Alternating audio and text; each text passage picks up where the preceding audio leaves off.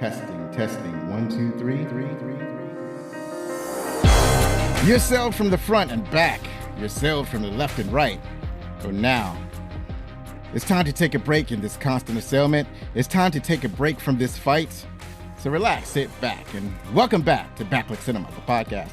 I'm your host, Zoe, that's Z-O or Z-O, if you're outside of the U.S. This is the 114th episode. Thank you for downloading and streaming. We really appreciate it. We watch movies that I loved when I was growing up in the 70s, 80s, and 90s, and I talk about my favorite parts, and I give you my son's thoughts and the impressions that he had on this movie. Except on this one, we'll get back to that later. If you like what you're about to hear, then please tell your family, tell your friends, and tell all your neighbors, tell your in-laws, and tell your favorite Kung Fu master about our humble little show, Backlit Cinema, the podcast. Now, I have a treat for each and every one of you. As promised, I bring you a guest that has been a long time in the making.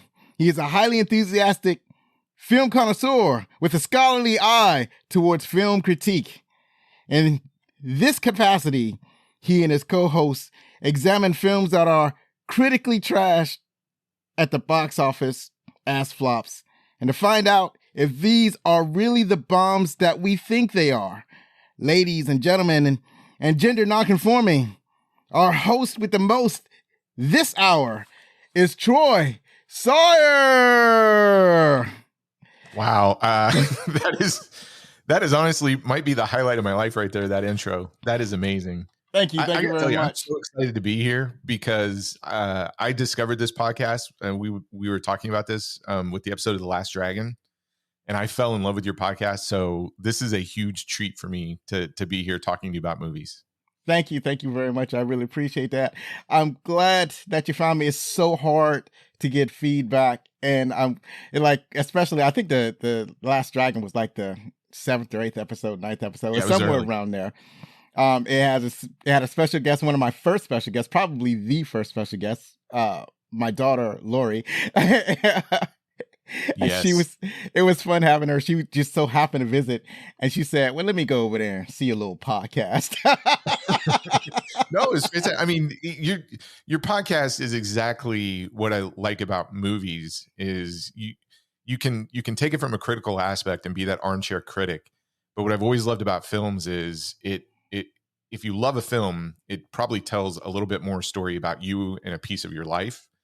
And your Last Dragon episode just won me over.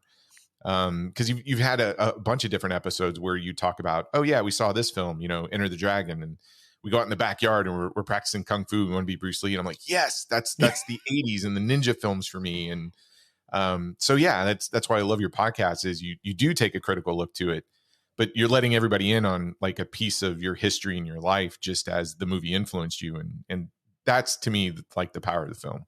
Yeah, it's like Enter the Dragon, the best of the best. Oh yeah, I love that episode too. So good. I watched so many movies. I couldn't tell you like the titles of these kung fu movies that I watched. Only that there was a lot of fighting in there, and most of it was like the historical dramas. Like it happens in ancient Japan, and you could tell that the entire film was filmed on a set. Looks like they're never outside. Yes. And somebody's the fakest trees you've ever seen. Right. And somebody's father was killed, and somebody's getting revenge, and then a lot of flipping in the air, all of that. So yeah, I tried to impress my audience with the enthusiasm that I had. I want to share with them how I felt when I watched this movie. I try to get as close to when I first saw the movie as I can. But then there are times when I've seen the movie. I know that I've seen the movie, but because I've completely forgotten about like the plot or who was in it, like who starred in it, who directed. It's like I'm watching the movie for the first time, so I can't draw from those emotions. Oh, but that's the best. I mean, you and I are closer in age, and the stuff that we grew up with, you go back and revisit it like 20 or 30 years later, you either have a result of, yeah, that's as awesome as I thought it was. Or, oh wow, I was a different person back then. Right, either a different person. Yeah, I don't know why I like that. I mean, we just talked about Drop Dead Fred last week, and I got to tell you, when I first saw that film in the theater, I hated it, absolutely hated it. One of the worst movies I saw. I agreed with all the critics and everything.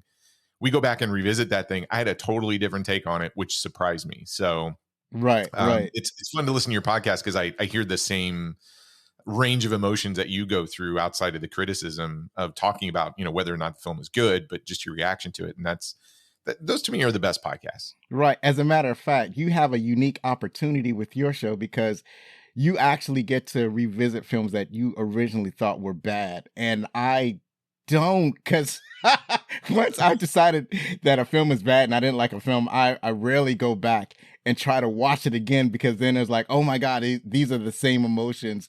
And there have been times when I've gone back and I've tried to like a movie like that everybody liked, that was super popular, like one of these movies, and I know I'm going to get excoriated for this, but the latest Mad Max movie that people, it was like Fury Road? people Yeah. consider like the best film category and everything. And so I watched it. It was like, when I first watched it, I didn't get that. I didn't feel like it was the best film I've ever seen, or that it was like totally awesome. If I felt like there was a missing ingredients, at least specifically for me. And then I went back and I watched it a couple of times, which I rarely do because my time is so limited as to watching, just to rewatch a film, just to try to feel what everybody else is feeling, and unable to grasp that emotion. So it's like, to force feed yourself. Right. It's like, I don't know what people are talking about. I'm not feeling this feeling that everybody else is getting. Yeah, no, we definitely. So Brad and I we'll take turns each week, and now Brad has a whole way of picking things. He may pick something that bombed theatrically or with the critics, but he really liked it. He wants to champion it. Mine kind of break down into a couple of things. I do exactly what Brad does. Hey, I love this film. It didn't do very well, so let's revisit it and find out if it works better today, right? Especially if it has a cult following. The other group is, man, I agreed at that time period when it was released that it was a bomb, but let's revisit it and tackle it, see if we missed something. And then I have this third category of, I know it bombed. I know Brad's absolutely going to hate it and it's going to drive him crazy. And those are the ones I really love discussing and putting in front of him. So we take a very different view of films. He's way more critical than I am. I tend to love everything. So, it is very much like oil and water when we talk about some of these films. And I love that. I love the fact that he'll bring me something like Solar Babies, and I'm like, yeah, hey, back when it came out, I didn't get it. And even now I think it's terrible. But then, I'll show him a film like Battlefield Earth, and he's like, this is crazy. And I can get him to a point where he'll appreciate it and like it. But then there are some I'll show to him, Megaforce, and he's like, that's the stupidest thing I've ever seen. You have no soul, man. Fun goes to die with you. I don't know. Yeah, I mean, that's the basis of the podcast, is go back and try and give some love to films that bombed either financially or critically, and see if they deserve a second chance. Right. So this actually leads to one of my questions. It's not actually in order. Hold on, let me flip a page. I'm gonna let the audience know that I'm actually using paper this time. You can hear the rustle. Hold on. There you go. I got paper here too. I got my notes. Right. So one of the questions I had is that how does your movie palette differ from Brad's? I know you like a lot of similar movies, and I know like Brad tends to scurry away from things like musicals or something similar. So where do you find, like in all the movies that you've talked about, where do your palettes tend to differ? Brad is very much I look at it this way, like Brad's favorite director, I mean, just his movies, this guy can't do anything wrong, is Quentin Tarantino. Right. And Brad comes or came into film from the standpoint of probably like a 90s kid, when they're looking at Quentin Tarantino, the burgeoning independent film, and he really loves samurai films, which we both agree on is just like one of the best genres out there.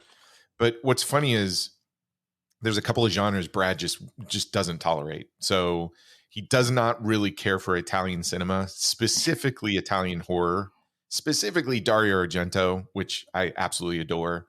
And then musicals he hates, which is funny because he loves martial arts films. And even when we talk about the movie today, I have always contended from the start that a good kung fu film is almost identical in pacing and everything else to a good musical, especially from like the 40s. and it boggles my mind that he just can't stand musicals. Well, But I he loves think it's martial the arts. music for him. It is 100%. And he'll, we have this joke, some a soundtrack or song will come on, and especially if it's from the 90s, we'll be like, wow, that sounds like fart rock. Right. But then I'll listen to some of the stuff that he'll listen to when we get together, and I'm like, well, you really like this band, and this is just 2 steps away from fart rock, so I don't understand it. Right. My palette is just all over the place. I couldn't tell you. I mean, I love musicals, I love comedies, I love stuff from, you know, the 30s and 40s. I love the new stuff. I will find that regardless of quality sometimes, as long as it's something I haven't seen before, and either from a script perspective or from a visual perspective, as long as it challenges me and keeps me interested, I'm probably going to fall in love with it. I'm very much like a lot of films, but for whatever reason, something may hit me and I'll go, you know, I should like this film, and I don't.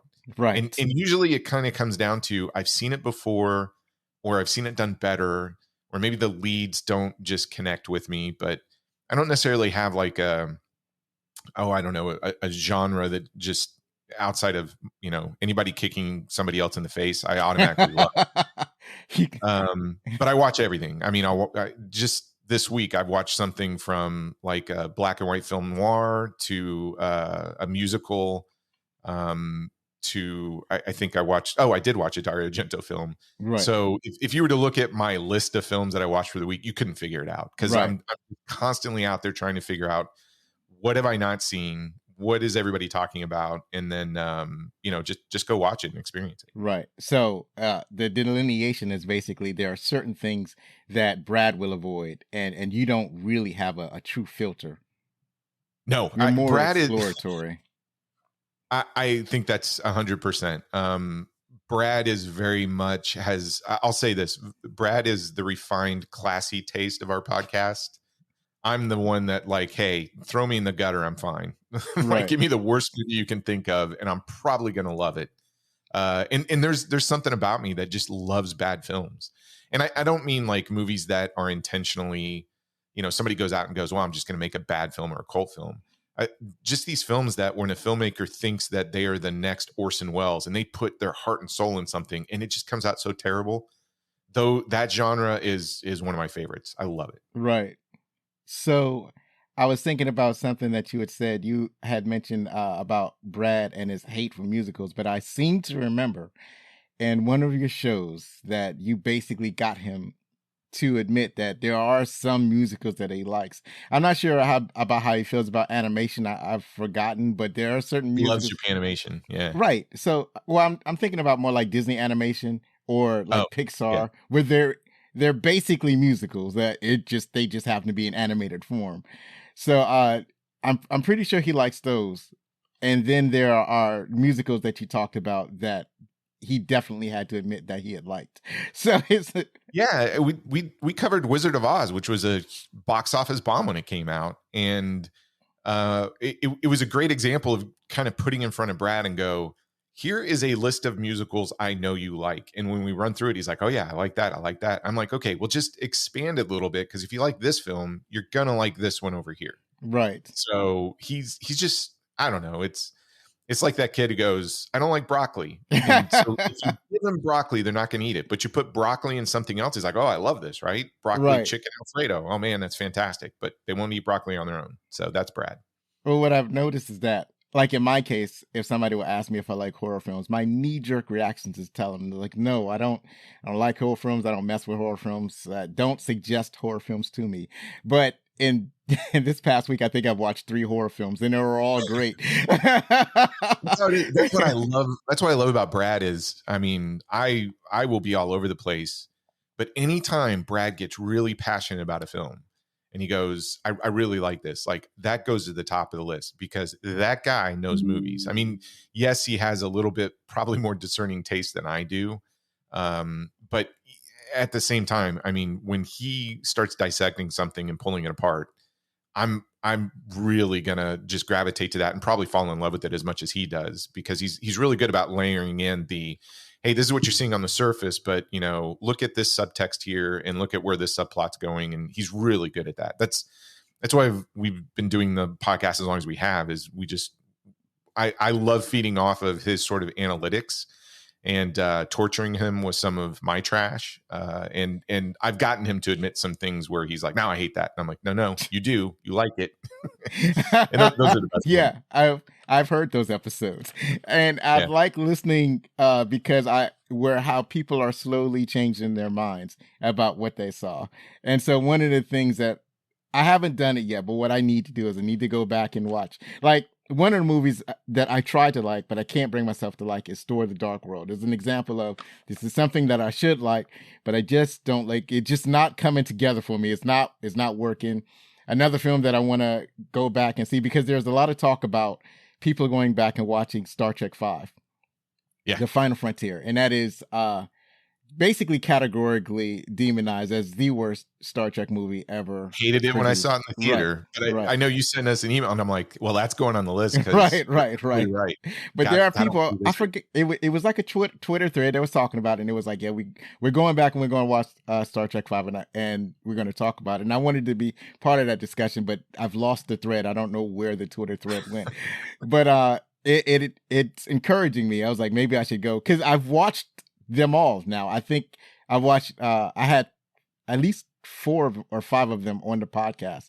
I didn't put Star Trek the motion picture on the podcast because that's still bad. It's still not something I'm not greatly enthusiastic about. I mean, I loved it when I was a little kid, but every time I go back and watch it, I think I fell asleep as a little kid. I just loved Star Trek. And so when I went to the theater to watch it, and I just fell asleep because it's that long and that boring. It's like, what if Star Trek wanted to do 2001: A Space Odyssey, but worse? So, and it's one that I went out and bought that new 4K special edition of the director's cut. I'm super excited to sit down and watch them because my kids they've only dabbled in the new J.J. Abrams Star Trek, and I want to take them back to the old stuff. Right. And I'm not as big a fan of that series as you are. I mean, I love the movies, but I only dabbled in the TV shows here and there. Right. But I love the films 100%. But yeah, I'm with you. I mean, I was of the adage that all the odd number films weren't as good compared to the even ones. But I'm really curious to sit back and go through that because I'm finding all these movies that I just didn't like when I saw them as a teenager or something.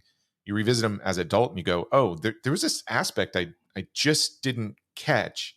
And all of a sudden, I'm not saying it goes into that greatest Hall of Fame, I love this film, but it may take it from something where I'm like, well, that was garbage. And now I go, well, that's a good C+ film. Right. And here's the thing. I really like C+ films. I don't think people, especially in the action genre, take something like The Perfect Weapon with Jeff Speakman.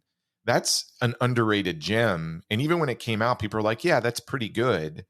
But I'm telling you, to do a pretty good film that is super rewatchable like that, I think is much harder to do, especially when you've got a limited budget. And I'm not going to say Jeff Speakman's limited talent, but he's not the talent of, some of the A-list players, right? In terms of acting. But to put all those pieces together and to create something that you go, wow, I really like watching that film. And there's nothing new, but it hits every beat that you're looking for, and it does it so well. And you go, well, that's a C+ to maybe a B+ film. I love those films. Like that's my bread and butter of movie going. And I miss that because I feel like today in theaters, it's got to be an A+ film or they're not going to release it, right? And everything else shows up on a streaming service. I want to go to the movies again and see more B+ B films. I mean, we've been doing a lot of stuff from the 90s lately, and you go back and look at what was released in a weekend when, Hudson Hawk, Stone Cold, stuff like that. You're like, man, there was something for everybody. And these were not Oscar caliber films. They were right in that B+ lane. And it was a glorious time to go to the movies. Yeah. I think they're starting to creep back in though. There is a quality, there's a how am I trying to say this? There is the quality of some of the big blockbusters are slowly going down, right? Yes. In the eyes of some people. So as the quality of some of these blockbusters are going down, they're noticing the quality of smaller movies would not go up, but they're starting to notice that the smaller movies are starting to get noticed. So you have things like Everything Everywhere All at Once, which Yeah. some might consider a B movie. It definitely has that B production quality, but it's one of the best films that came out. Was it earlier this year or last year? I think it was last year it came out.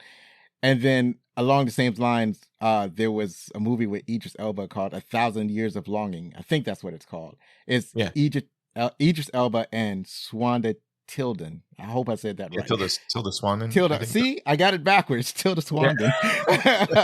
And that was, although I didn't like that movie personally. I mean, there were some parts about it that I really liked, and then some parts about it, but what is the word? The pacing kind of dragged on for me in a way that I didn't appreciate.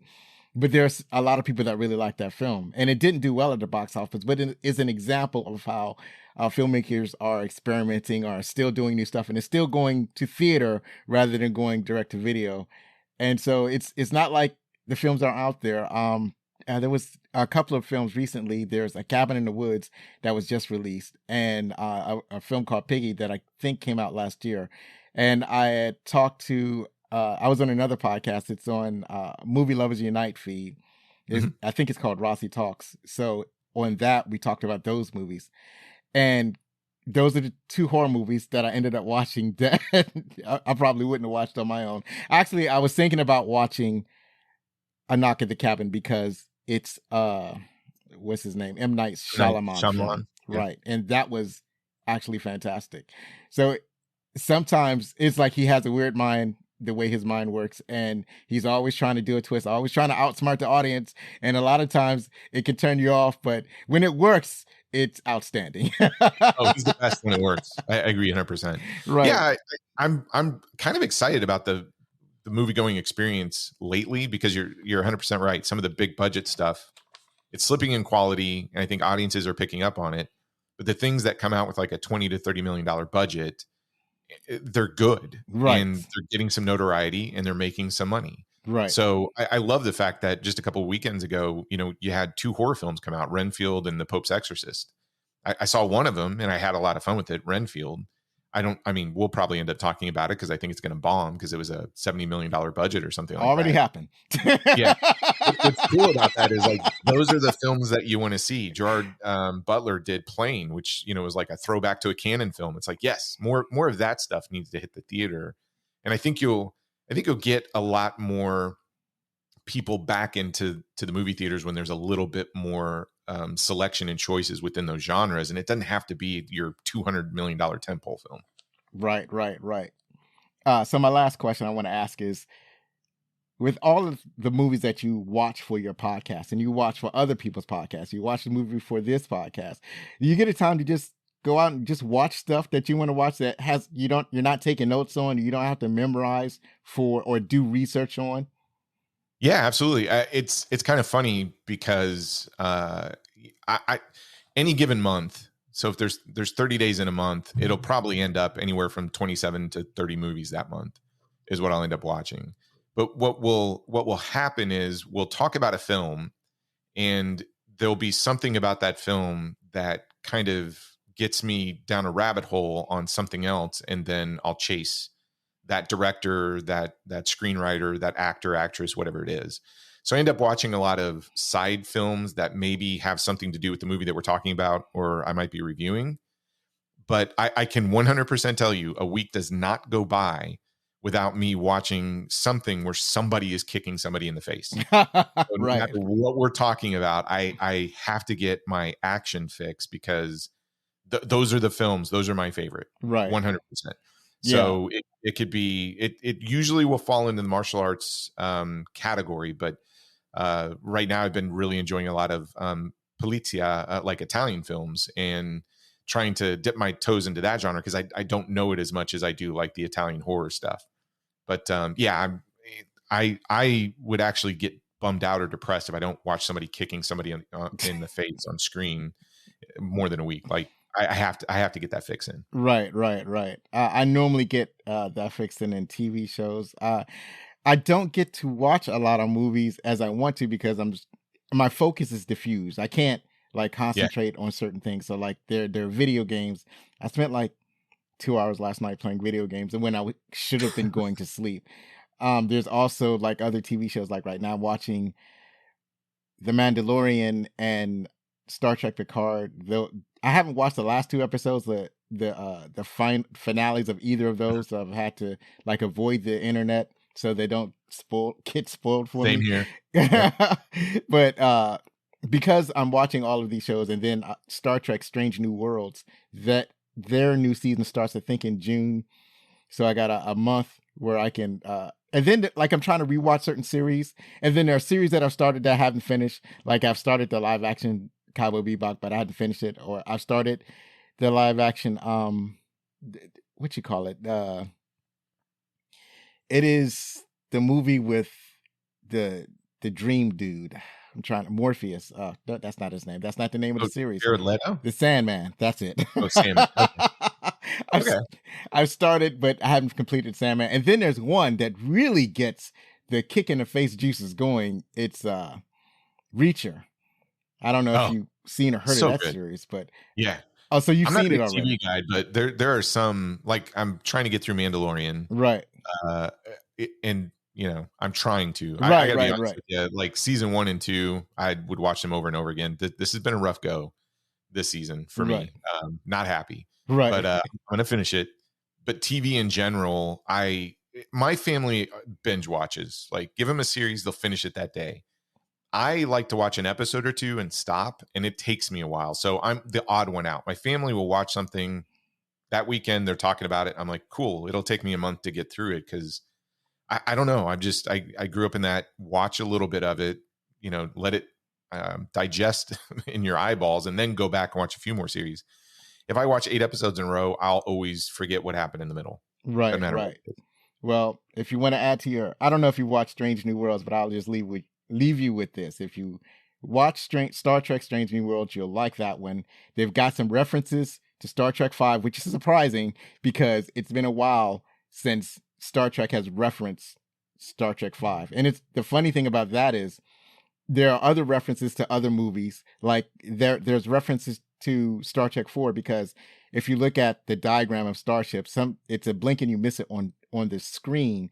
But if you look at like the blueprints, they'll have a section on most starships for cetacean ops.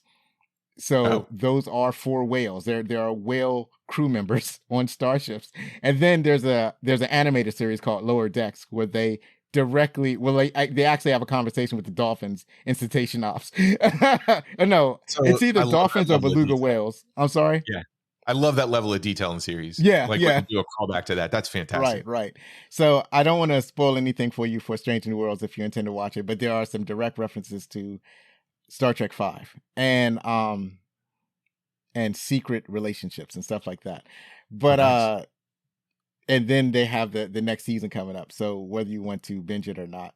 But if you're looking there's not a lot of kicking in the face, but there is a lot of a lot of the stuff that you like in the movies or that you like about modern television production is in Strange. It's like the previous Star Trek series, like Discovery and Picard, was like a warm up where they was trying to figure out how to do Star Trek. And Strange New Worlds is different because it's episodic. So each story is contained. There's kind of a loose arc in some of the stories where they're referenced back to a previous story. So it's like an episodic series that doesn't trip over itself with continuity errors, at least within the series itself. I missed that. Yeah, I definitely will watch that then because that's what I miss in TV. Like Buffy the Vampire Slayer was one of my favorite TV shows, which is, I tell people that and they're like, really? I'm like, yeah, I think it's brilliant. Season 2 is amazing. But I miss that episodic nature where you get a monster of the week, like X-Files, monster of the week. Love X-Files. There's a loose story that's connecting all of these seasons together or a season together, but you could jump into episode 14 and just enjoy that without having to start from the beginning to the end. And I miss that about TV. Yeah, absolutely. Yes. Please check out Strange New Worlds. It's exactly what you have wanted in Star Trek or any other TV series, because most TV shows now are not episodic like they used to be, except for maybe a comedy, situation comedy. And nice. So, and even they tend to connect their storylines in some kind of way. So now that we've had our little chats, why don't you tell the audience about your website, your tell them about your social media situation. Tell them where they can find your podcast. Tell them, do your plugs, man. The plugs are just, go to this thing called the internet. You can Google this little phrase. Just look for Not a Bomb Podcast. So we have a website, notabombpodcast.com. I always encourage everybody to start there because we have specific pages that you can listen to the episodes direct from the internet site itself. We have a page for links where whatever podcast tool you use to listen to your podcast, we are on. And if you want a direct link to that tool, we've listed it there. All of our social medias are on there as well. So you can easily go to Twitter, Instagram, Facebook, and search Not a Bomb Podcast. You'll find us. If you want us to do the heavy work for you, just go to notabombpodcast.com. We got a whole page for it, and you can click there. We also, Brad and I list our personal stuff too. So if you want to find out what Brad's watching or what I'm watching outside of the podcast, we do list all of that. You can follow us on those as well. But yeah, just I encourage everybody to go to notabombpodcast.com, start there, and it will direct you to iTunes, Spotify, anything that you want. We've got the link there. Also, we have a page for feedback. So if you don't want to just email us directly, you can hit a button, type in your comments, and it comes to us. Awesome. All right. So now we're going to come to the next segment of the show. We are doing the opening credits for the film that we both watched just recently. I'm sure Troy way more than I have. And that movie is Rumble in the Bronx. So Troy, if you could tell them about Rumble in the Bronx. So this is a Jackie Chan film. It is his fifth attempt to kind of break into Western audiences. I'm sure we'll talk about that in detail. But the story goes, Jackie Chan plays a character named Keung. Now, in the original cut, which was, I believe, about 104 minutes, the US version's 87 minutes. So what I'm going to read here, it refers to the original cut of the film in terms of story. So Keung is a Hong Kong police officer on a much-deserved vacation. He visits his uncle in New York City for his Uncle Bill's wedding. One thing leads to another, and Keung ends up kung fu fighting a plentitude of gang members. Without significant help from law enforcement, Keung must rely on his superior martial arts skills to protect himself, his family, and his newfound friends. Yes. And yeah, you are correct. It was in the American version, for whatever reason, they omitted any references to him being a police officer, which when you watch the film again, it's like now you're seeing it in a new light. Now his actions make even more sense. Yeah, there's a bit of dialogue in the beginning when him and Uncle Bill are looking at all these family pictures, and he makes a reference that, Keung knows martial arts and he competes. Right. So that's supposed to be the throwaway line of where he gets his martial arts skill. But if you go and watch the original, I have a Japanese Laserdisc, and in Japan it was called Red Bronx. So you can see the full 104-minute cut, and it does reference his work as a Hong Kong police officer. Right. And that's a shame, I think. So I don't know what the storytellers or the producers were afraid of in referencing his work as a police officer in Hong Kong. It's not like they were saying that he was a Chinese police officer. So that I thought that was weird that they would omit that or they would change that. I agree. So this movie was released February 23rd, 1996, produced by Golden Harvest Company, Golden Way Films Limited, and Maple Ridge Films. It grossed over $32 million in the US and Canada on a $7 million budget, and it had great reviews. Now, I was unable to kind of separate whatever the US and Canada box office was from the worldwide box office was, because for whatever reason, it's not. I mean, it would require me to do a deeper dive than I would normally do. And looking at these numbers, considering it's an international film, it doesn't seem that it grossed all that much, but just enough for it to be at least slightly profitable. But for my taste, it was a huge hit. So at the time when it was released for Hong Kong. So you got to remember in the early 90s, you still have somewhat of a separation between Hong Kong and mainland China. But for Hong Kong itself proper, Rumble in the Bronx broke the box office record, earning Hong Kong dollars 56 million. So right. I See, can't, I don't know the the conversion rate. So, right, but it made, at that time period, it was the highest grossing film in Hong Kong up until then of all time. And even in places like South Korea, it was the highest grossing film of the year, selling like 941,000 movie tickets, which is huge for that time period. And it made about 5 million US there, which again was huge for $1990. right. And like I said, it was, Chan had been trying to break into the American film movie going experience, for years prior to that. So the one thing to keep in mind is Jackie Chan, when this was made, because it was released everywhere in 1995, it came to the US in 96. When he made this film, he was 41 years old, which is crazy considering all the stuff he does in this movie. But prior to that, he tried to get into American audiences with 1980s Battle Creek Brawl. And then he did a couple of Cannonball Run films in 81, 84. That didn't stick. So he went the serious route and did 1985's Protector. That was such a bad experience for him because, Glickenhaus wouldn't listen to his action choreography. So at night, he just took the crew and filmed his own action scenes. So the Protector version that you see in the US is different than the Hong Kong version. But you wouldn't have Jackie Chan's Police Story without the Protector, because he got so upset about making the Protector. He's like, I'm just going to make my own modern martial arts cop film. And we got Police Story.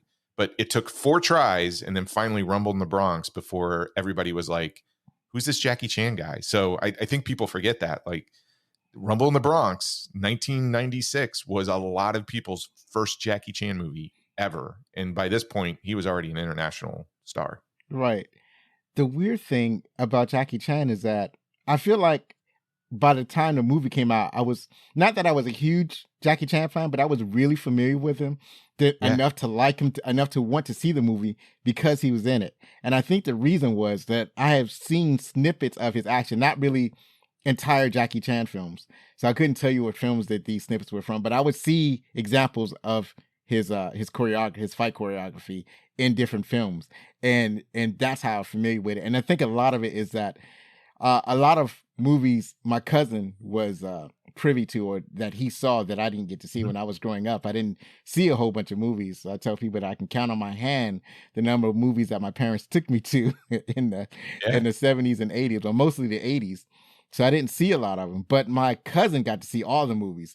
So a lot of films and actors I like vicariously through him. Like, I didn't actually see the toy, but he saw the toy and he thought it was good. So I'm like, well, the toy is a good movie. And I didn't see it, but if my cousin says it's good, then it's a good movie. Hollywood knew Jackie Chan. So it's an interesting tidbit. I mean, Sylvester Stallone's one of his best friends, right? And you've seen snippets of Jackie Chan films, you just didn't know it. So the beginning of Tango and Cash, with the whole semi and people coming out, that is I don't want to call it a ripoff, but let's call it a homage to the beginning of Police Story. Right. So right. Stallone and Schwarzenegger, they knew who Jackie Chan was, obviously, getting into business with Planet Hollywood. But Stallone had been trying to get him into an American film production, right? So take Demolition Man. The part of Wesley Snipes' role was first offered to Jackie Chan, and that's how Stallone thought he was going to introduce America to Jackie Chan. Jackie's like, nah, I don't want to do that, right? Right.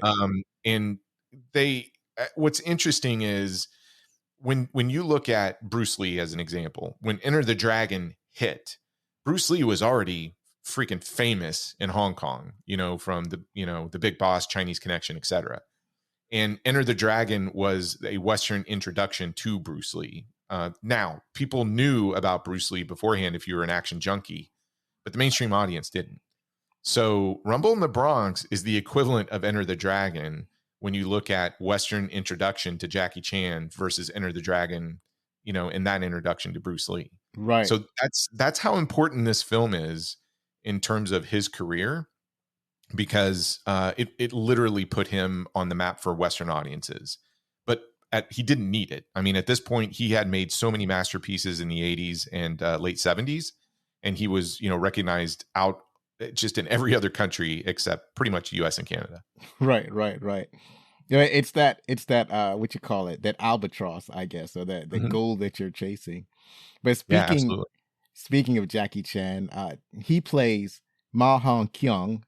He has 146 credits to his name, including Rush Hour, Shanghai Noon, Drunken Master, Super Cop, and The Karate Kid from 2010. He's also, I believe, the inspiration for Boracho. That's a character in Mortal Kombat, because Boracho plays a drunken kung fu master.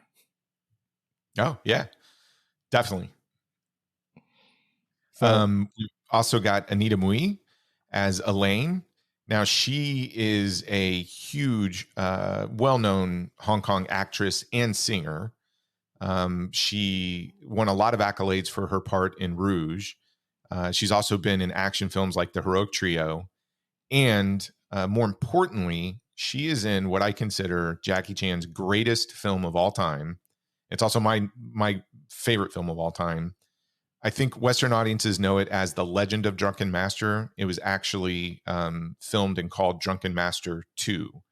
And what's funny is Anita Mui in that film plays Jackie's stepmother. And little tidbit of information about Drunken Master 2. Jackie's father and Anita Mui and Jackie Chan, even though they play these, different roles, patriarchy versus son, they're all the same age when they made that film. Right. Which I thought was always funny. Because of course they are. Up next is Francoise Yip. She plays Nancy. She's been in Aliens vs. Predator Requiem, Blade Trinity, and The King of Fighters. Yes. Not a Hong Kong actress. She actually was, I believe, an American or Canadian actress that they picked up. Canadian, right. Yeah. Later on, we're going to talk about her Canadian experience. That's right.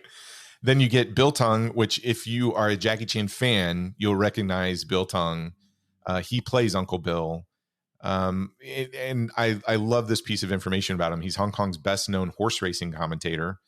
But you would recognize him from Jackie Chan films like Police Story, Police Story First Strike, which was actually Police Story 4, and then Police Story 3 Super Cop, which was with Jackie Chan and Michelle Yeoh. Yes. That I think a lot of Americans have kind of glommed onto. They call it Super Cop over here, but they've glommed onto that. And apparently, Bill Tung plays the same character in every movie, or a variation of the same character. Pretty much, yeah. Right. So Mark Ackerstream plays Tony. He's basically a stuntman. He's a stuntman that acted in this movie, but he's mostly known for his work as a stuntman on Deep Rising, The Sweet Hereafter, and Needful Things. Yep. And so speaking of that same thing, stuntman kind of put in front of the camera, you get Garvin Cross, who plays Angelo, which one of my favorite parts of this film, just so goofy.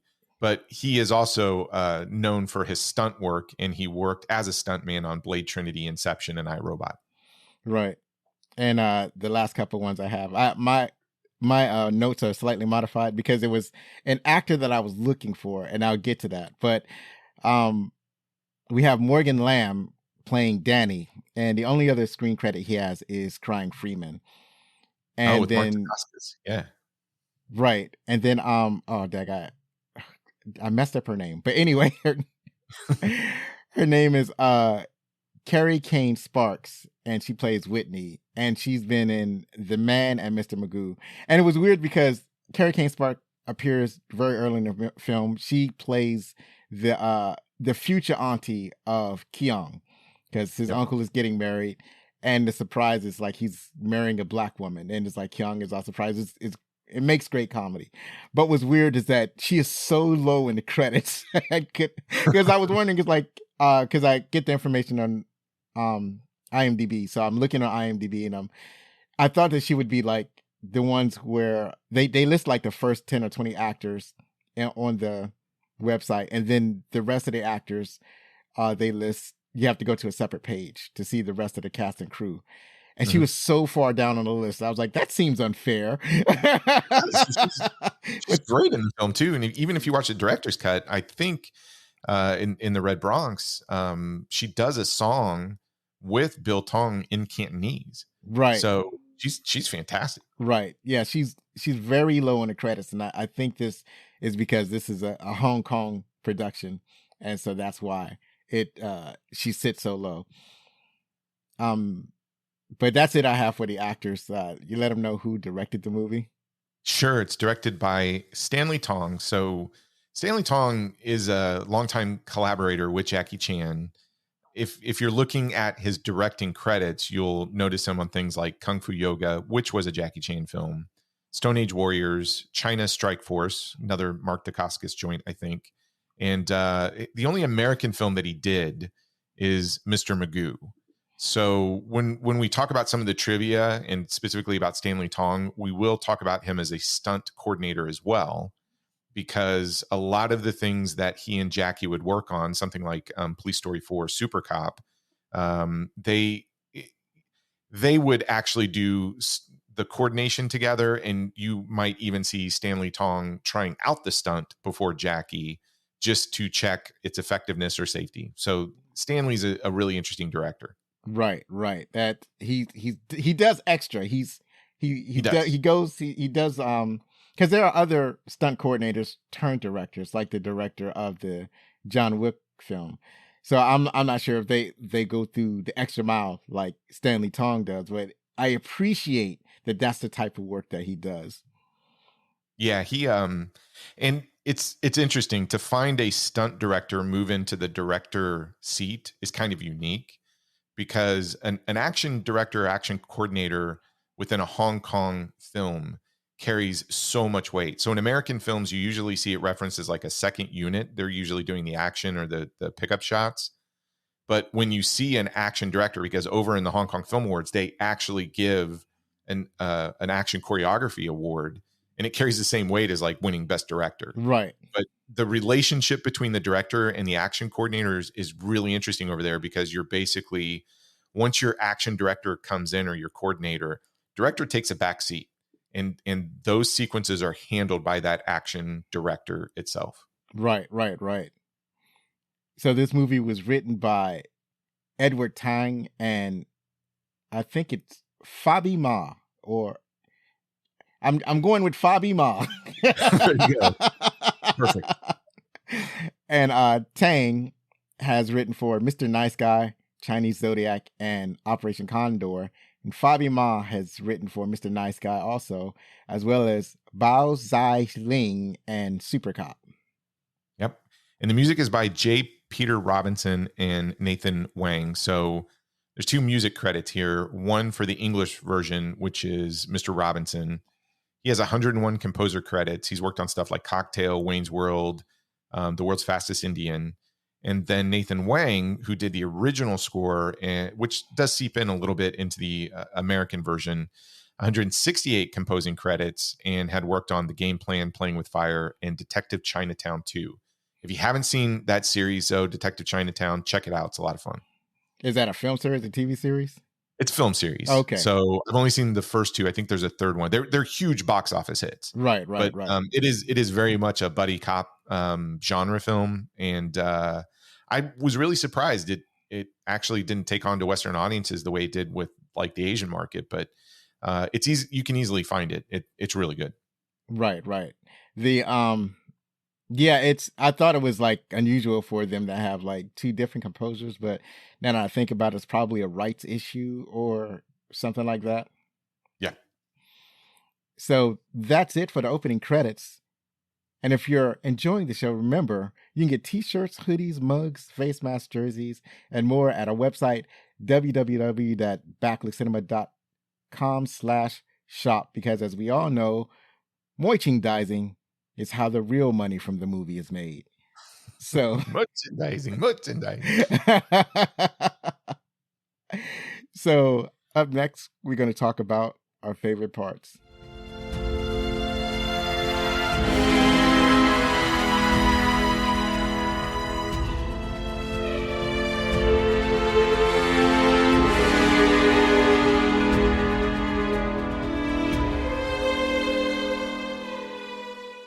All right, Troy. So I'm going to give you the chance to go first. Let our audience know what's some of your favorite parts of this movie. The movie, 100%. There you go. Where do you start? I love this film so much, but I think like you, I had known Jackie Chan for a long time and had seen some of his films leading up to this, even Police Story. So I was super excited that we were getting another chance at Jackie Chan sort of taking a crack at the Western market. But I had been in love with him the minute that I saw him in the Battle Creek Brawl. That was a VHS tape that I rented over and over and over and over again. Just absolutely loved it. But what I really appreciate about this film is, and again, I always have to tell myself, for probably 80% of the movie-going audience in the US, this was their introduction to Jackie Chan. And I don't think you could get a better introduction to Jackie Chan because it showcases everything that he's known for. So the pacing of the film, the US version, I actually prefer over the Hong Kong cut. Now, they do trim some of the action scenes out, a couple seconds here, a minute there, etc. And some of the the biker gang beating up Anita Mui and doing more damage to the store. There are extra scenes in the director's cut that are removed, and I think that's okay. So don't worry if you've never seen the full extra 17 minutes. I don't think you're really missing a whole lot outside of a couple of really good Anita Mui comedic moments. But I gotta say, if you think about how they introduced Jackie Chan, and you see him work on the Wing Chun dummy, then you see him do a little bit of acrobatics where he's doing a push-up while doing a handstand, and you're like, oh my God, there are muscles on that guy's body I didn't even know existed. He's just 100% in shape. And the gradual action that goes on from the first action sequence when he takes on like 4 guys in the market. And I was trying to think about this. I was going to ask you a question. If you think about movies leading up to 1990, that had to have blown everybody's mind, where here's a guy that just is not big, right? He's not your Schwarzenegger, Stallone, moves so quickly. And in most Shaw Brothers Kung Fu films, if that's all you grew up with, you had a bunch of guys like circling your main hero, and they would attack him one at a time. And right in the beginning of this market sequence, he's fighting 4 guys at the same time, which I think probably blew everybody's mind because they're expecting, everybody's just going to wait their turn to get hit. That's not what happens here. And the progression of martial arts to stunt work just gets bolder and bigger every 15 minutes. And just when you think you've seen him do something that you're like, oh my God, how did he do that with no wires, no stuntmen, etc., he tops that with the next scene. And even, I'm sure we'll get to this, when you take a step back and go, wait a minute, he broke his foot from jumping from a pillar onto a boat, but yet the last 15 minutes, he's still doing action sequences with basically just a sock over the cast. That even blows my mind more. That's how much he loves his fans. But I'm 100% not being hyperbolic here when I say the entire movie is my favorite part. Because when we talked about this and you're like, hey, let's talk about Rumble in the Bronx, I don't have to watch this film. I've watched this film like 200 times and I've memorized, it's just ingrained into my brain. And Brad and I talk about this quite a bit. We were having this debate all week. We're like, well, where does Rumble in the Bronx sit in terms of Jackie Chan films if you were to like grade them? And I got to say, it's probably sits in there in the top 5, to be quite honest, when you think about what he does in this film in terms of martial arts and stunt work, and then what kind of impact it had on his career. I think this is definitely one of his best. You're getting into the beginning of the 90s cycle when, Jackie is getting older and he's probably not doing the stuff he did in Project A or Armor of God or Police Story series, etc. But my goodness, is it impressive. I mean, even just from jumping from one building to the other, the bottle sequence, I mean, just all of these bottles being thrown at him, hit, and him being cut from it, you feel it, right? Which I give credit to Stanley Tong in terms of filming that sequence. You just feel like you're right stuck in that aisle with him. And then the warehouse sequence, it was funny this week when I'm watching that warehouse sequence. The reason why I compare martial arts movies to musicals is that warehouse sequence is something out of a Gene Kelly movie. The way he moves, the pacing, the timing, all you need is some like MGM 40s musical overture on top of it, and you'd think you were watching a musical from the 40s. It's so graceful, but yet all of the impacts and the hits are fantastic. And here's the other little thing that makes a Jackie Chan movie unique in a fight. They use wires, but the way they use wires is not what you're thinking of. It's not like, hey, this guy jumps in the air and he's in the air for 5 minutes kicking people. That's not how they use wires. If you remember on the pool table sequence, when Jackie like kicks Tony's legs or something, I guarantee there's a wire at the end of Tony's foot, and you have 4 guys in the background. As soon as that kick lands, they're yanking that wire and basically taking his legs out from underneath him to accentuate the impact and the power of that. So there's a great Jackie Chan documentary out there that you can find called Jackie Chan, My Stunts, and they talk about this. When they use wires, it's usually on the person being hit so that it actually increases the impact and so the audience can feel it, right? And that warehouse sequence is just watching a fist and kick ballet. It is so amazing. But okay, I'm just rambling at this point. But yeah, the whole movie's my favorite part. But you're hitting all your points, which is beautiful. So I'm able to break down a lot of the things that I really liked about the movie. So one where the movie opens up is like when they say, this is what I picked up when I first watched it years ago, when they say, let's speak English, and then they start speaking, but they're still not speaking English. Like Yeah, they're still speaking Cantonese. So it's like they're still, their mouths are still moving and the words are still not matching up. So that was kind of hilarious. I don't know how they solved that problem in or how they cognized that when the film was in Hong Kong. I think no, actually, the whole movie is dubbed over like twice, I think, and it's you can't actually get a version where they're speaking their natural language because everybody's speaking a different language. So you have Jackie Chan and Bill, they're speaking Cantonese. You have what's her name? A lot of the English actors are obviously speaking English. Francoise Yip, she's speaking English because she doesn't know Chinese. And so everybody, so when they're talking to each other, so like when you have Keung talking to what's her name? Nancy, they're speaking different languages as they're talking to each other. So all of that has to be redubbed over. So that's and the other fascinating thing, just I like the production of like the English speakers being dubbed over again, because these people do not sound like, it's like sometimes the voices come out and you have the realization that that voice is not coming out of that person's mouth. It's like the lips are matching up, but that's not how you would say that, right? The inflection is wrong, or the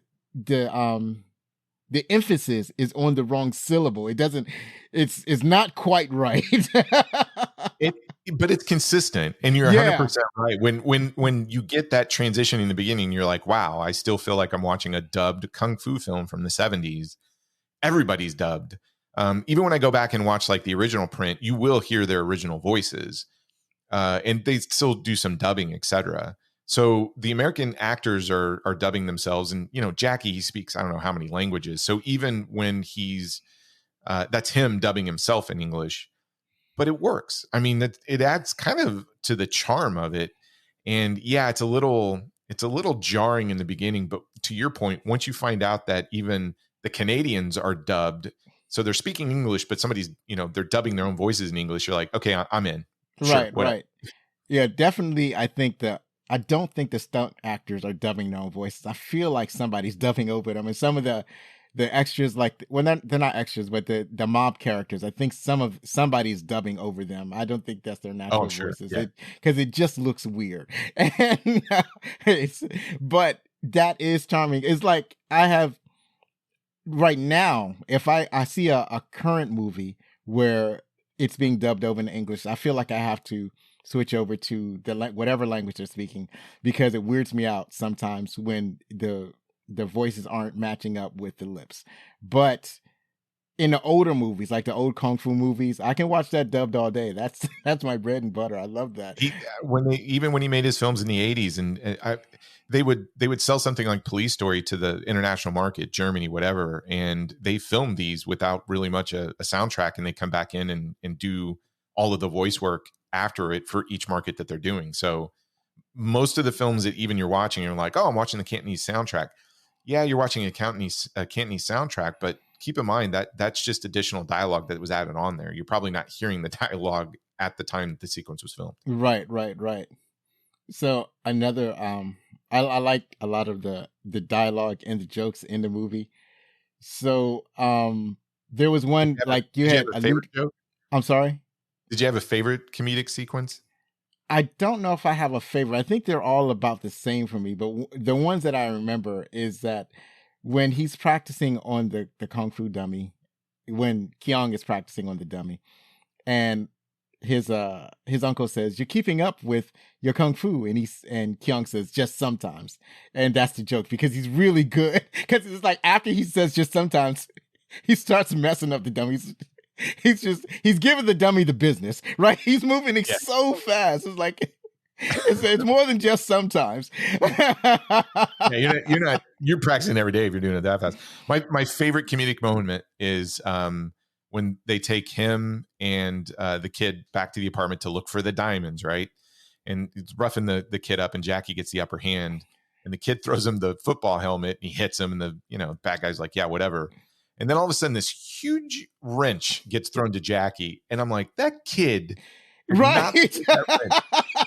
But man, is it hilarious because now that him is like, okay, I don't want to get hit with that. But in my head, I visually am imagining this wheel-bound chair kid throwing that just huge wrench. It cracks me up every time I see it. Right. Yeah. So yeah, first Keung hits the mobster pretending to be an FBI agent after he realizes it's not an FBI agent, and they force him to go back to I guess Danny's sister apartment to look for the diamonds.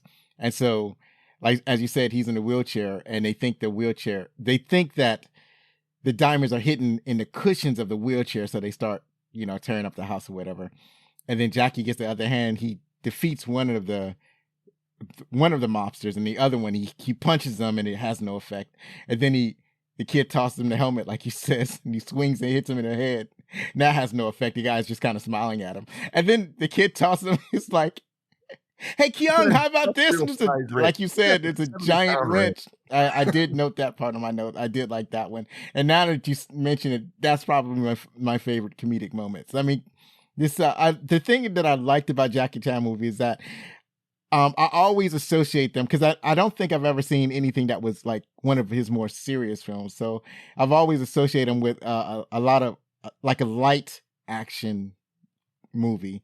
So something with a little bit of drama, but they've got a lot of funny comedic moments. And one of the funny things about that particular moment is like you said, on the one hand, you don't imagine a kid being as small as Danny is, like tossing a wrench through the air as he did, because that's a huge wrench. Yeah. On the other hand, someone who is bound in a wheelchair tends to have a better developed arm muscles than average people, because that's how they get around. So that's how he's able to, like, he does wheelies all the time in his wheelchair, and you need a specific amount of arm strength to be able to do that stunt that the kid is doing all the time. So perhaps he's just a little bit stronger than Eddie arm. You can't throw me on that one. No, that kid. Perhaps he's you're right. He has really skinny arms, but perhaps he's a little bit stronger than he looks. Maybe the adrenaline's running through his body. But right. And this is also after he gets beat up. Like this kid gets beat up and slapped around. So it's hard to imagine that he's able to toss the wrench that he does. But see, that wraps up the comedy. That makes it funny. Is that there's no way that the kid can throw this wrench like that. But it's so funny when that happens. It's a good bit. And I love that you're honing in on the comedy, because the other part of it is Anita Mui's really funny in this film. There's a couple of scenes that were in the 104-minute version. There's one scene where they come back to extort money from her, and she's holding this money up, and she's really trying to intimidate them like she's super tough. and it's really funny, and she gets punched in the face. And it's a sequence I kind of wish was ported over, but I love these little comedic moments with Anita Mui, even when she's having a meltdown after her whole apartment's like taken up. She's so good in it, and her and Jackie work so well together. Right, right. Yeah, she was really funny in the movie. There's also I'm trying to think of another comedic. Oh, so the first one of the earlier comedic moments was when Jackie is actually it's all in the first part of the movie. So there's one part where Jackie comes in and he's looking at this Asian woman and he thinks that this is the woman that his uncle is going to marry. So he's staring at her and he's making overtures to her and she's looking at him like there's something wrong with him. And then he tries to give her a gift and it's like, well, I'm not who you think I am. And he's like, and then he's all embarrassed. And then his uncle introduces the woman he's going to marry and is a black woman. And like Jackie's all shocked, but that was funny. That was funny. I like the way they had point because it's not who you expect it to be. It's like the exact opposite of what you expect. Apparently, Uncle Bill didn't make any preparations for Keung. He didn't preface like, oh, by the way, I'm going to marry somebody that you wouldn't expect. He didn't send any pictures over to Hong Kong. He didn't do anything. No prep. Just total out of the blue from Keung's perspective. She's perfect for Uncle Bill. I mean, when you take a step back, you go, that's exactly who Uncle Bill's going to be. Yes. She is a firecracker, and I love her. She's right. fantastic. And the other thing was around the same time, like Keung, he takes off his jacket and he's helping with the, set up the shop or clean up or whatever. He's moving stuff around the shop. And he stops in front of the two-way mirror. On one side of the mirror, Keung is negotiating the sale of the shop to a prospective buyer. What's her name that you mentioned? And Anita Mui. Yep. Right. And Anita Mui. And he goes in front of this, on the other side is him at the two-way mirror. He doesn't know the mirror is two-way. So now he's posing in front of the mirror in plain view of Anita Mui. Anita Mui plays Elaine. So Elaine is trying to buy the shop, and at the same time, Elaine is trying to buy the shop. She sees Keung at the other end of this see-through mirror posing and making all these goofy poses. He's bursting a pimple on his nose. He's doing all of these things. And then when he goes inside the office, Elaine thoroughly embarrasses him. And she embarrasses him with this look. Right. She fakes his poses, right? Yeah. But that's Anita Mui. I mean, she can just do so much with her expressions, and she's one of the best Hong Kong actresses you'll come across. Right. So you had mentioned the fight sequences that yeah, basically you meant the warehouse where the gang hung out, but all of the fight sequences are fantastic. As you said, they were slowly escalating to like the main fight. So like in the first fight that took place when the dudes were coming in and trying to steal stuff, and then Keung basically easily had defeated them. But that was a fantastic fight that showcased Keung and Jackie Chan's martial arts ability. It was there was one sequence that I really liked where one of the gang members tried to grab him by the jacket and try to basically prevent him from using his arms. So he just starts kicking, and then he flips the table on him. He arranges his arms in such a way that traps the other guy's arms in his jacket. So the guy is behind him with his hands trapped in Keung's jacket, and then Keung just elbows him from the back because he's that flexible. So it's not like it was, the dude thought that grabbing the jacket was going to be an impediment to Keung, but he was thoroughly disillusioned from this notion. So now he's getting beat up. At the same time, he's kicking the people at the front of him, and he's just it's thoroughly entertaining to watch him trounce these gang members that just come in causing trouble. And it's a great introduction, and it showcases two things. Like, audiences are getting ready to see what this guy can do. The first is he uses his environment. So he's not the biggest guy, right? But the fact that he uses everything at his disposal to take out folks in such an original way, like a jacket, is fantastic. And then the second thing, it really showcases the wire work we talked about. So these guys take some spills, man. Right. I mean, when he kicks them, their feet, especially if you think about, traditional kung fu, especially Wing Chun, you're not necessarily going to kick somebody in the face. You're going to kick them in the knees and the shins, et cetera. It's going to take the body out from underneath them. He does that in this. And again, you'll see that wire work where, again, people are in the back. There's a wire hooked to the leg. They're yanking it. That guy's flying. There are people going off into the shelves. And again, that's the wire work that they're using to emphasize the impact. And if you pay close attention, it's a little bit of a trick too. Usually with Jackie Chan's stunt team, they put baby powder all over him, right? So that way the audience knows, and this is all Hong Kong films in the 80s, 90s, with that baby powder, when a kick or punch connects, you see the little puff go off their body. Right. They're being hit. They don't do that to a big degree here, but they do enough to where you see, because that's Jackie Chan's stunt team, especially in that sequence, they're getting hit. Right. So there are a couple of Canadian stunt actors that he had to work with to kind of get them accustomed to that. There are a couple of shots in the warehouse scene, right? The very first punch, I think Tony gets to his face. There's a good 6-inch gap. So, but the sound effect sells it, right? But anytime Jackie is hitting somebody that you go, oh, that looks like a Hong Kong actor. Yeah, he's probably hitting him because that's part of the Jackie Chan stunt crew. Right.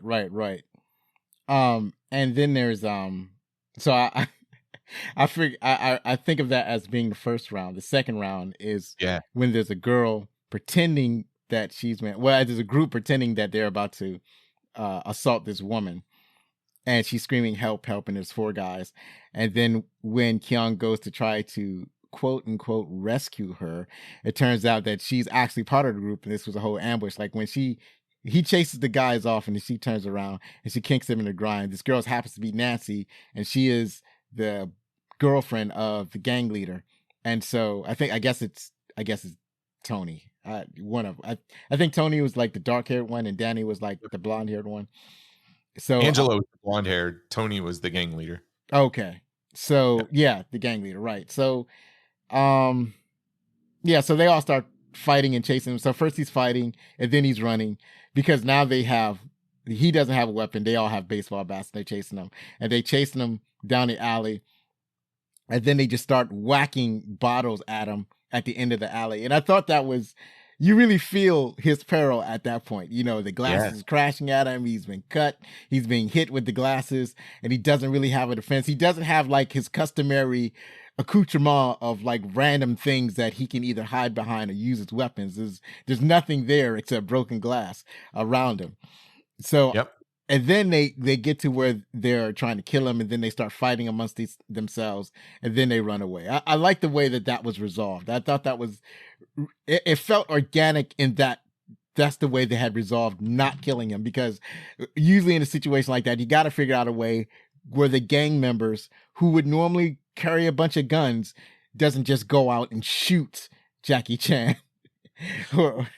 And it has another comedic bit, because the police show, or they're all getting upset at each other. And I think Angelo hits a girl. The girl gets mad, leaves. The guy chases after the girl. Some guy chases after a guy. Then a girl chases after a guy. So it's really kind of funny how one person gets upset and it starts this chain reaction. Right, and they're all going out to their boyfriends or girlfriends. And then Angelo's left. And then the cops are, going to show up or whatnot. So. Yeah.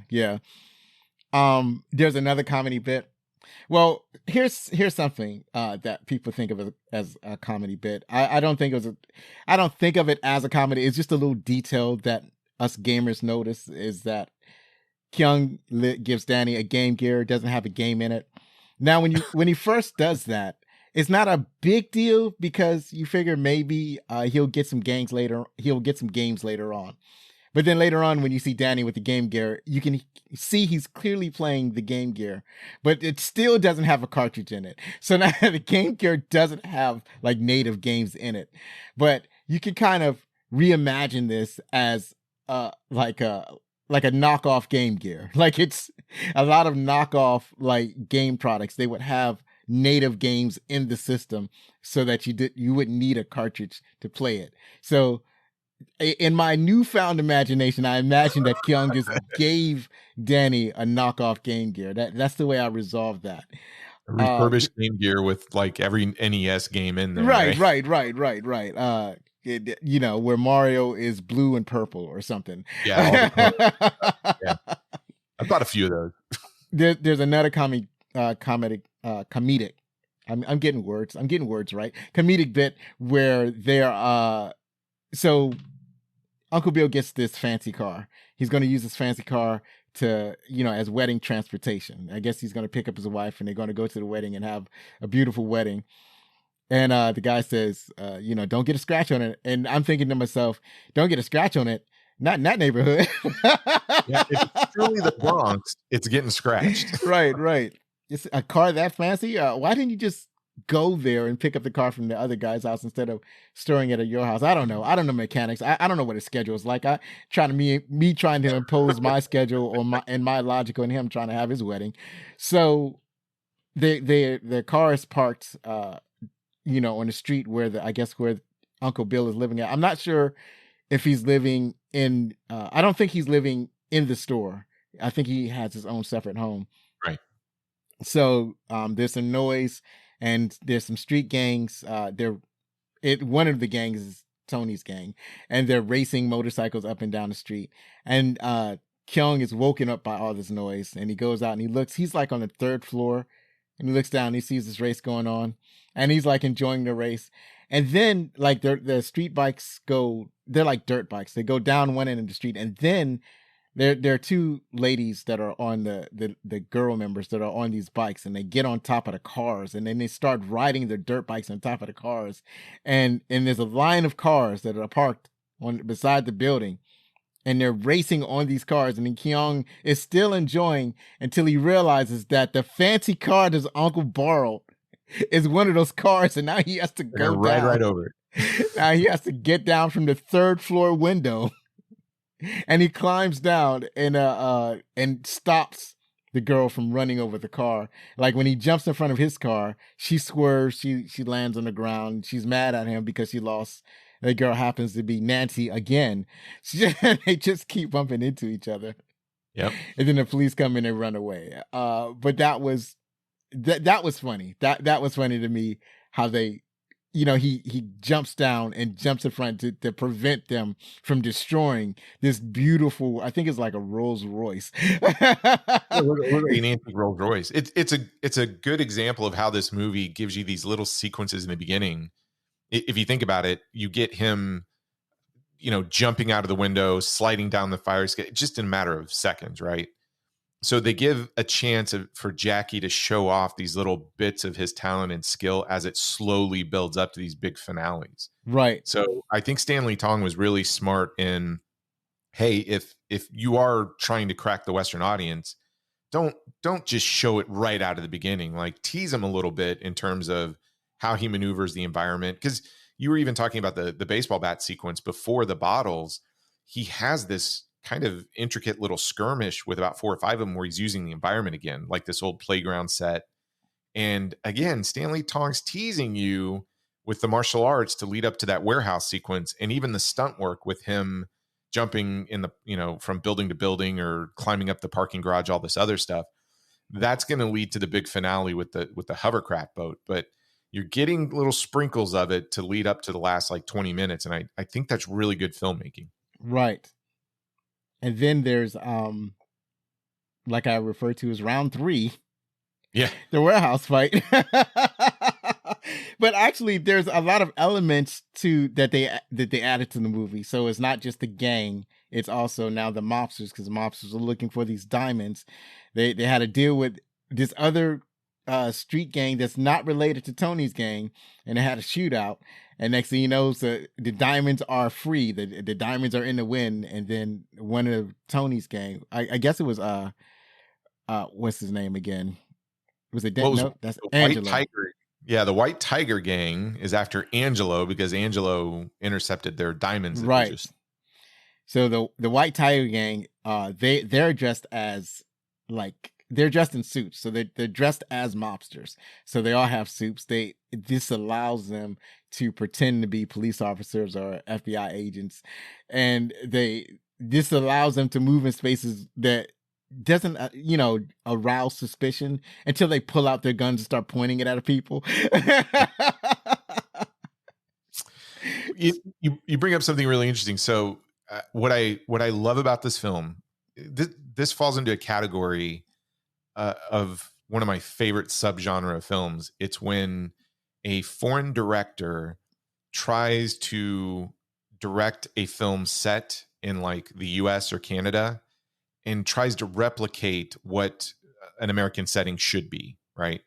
So this film's filmed in Vancouver. You see the mountains and everything in the background, but it's supposed to be in the Bronx.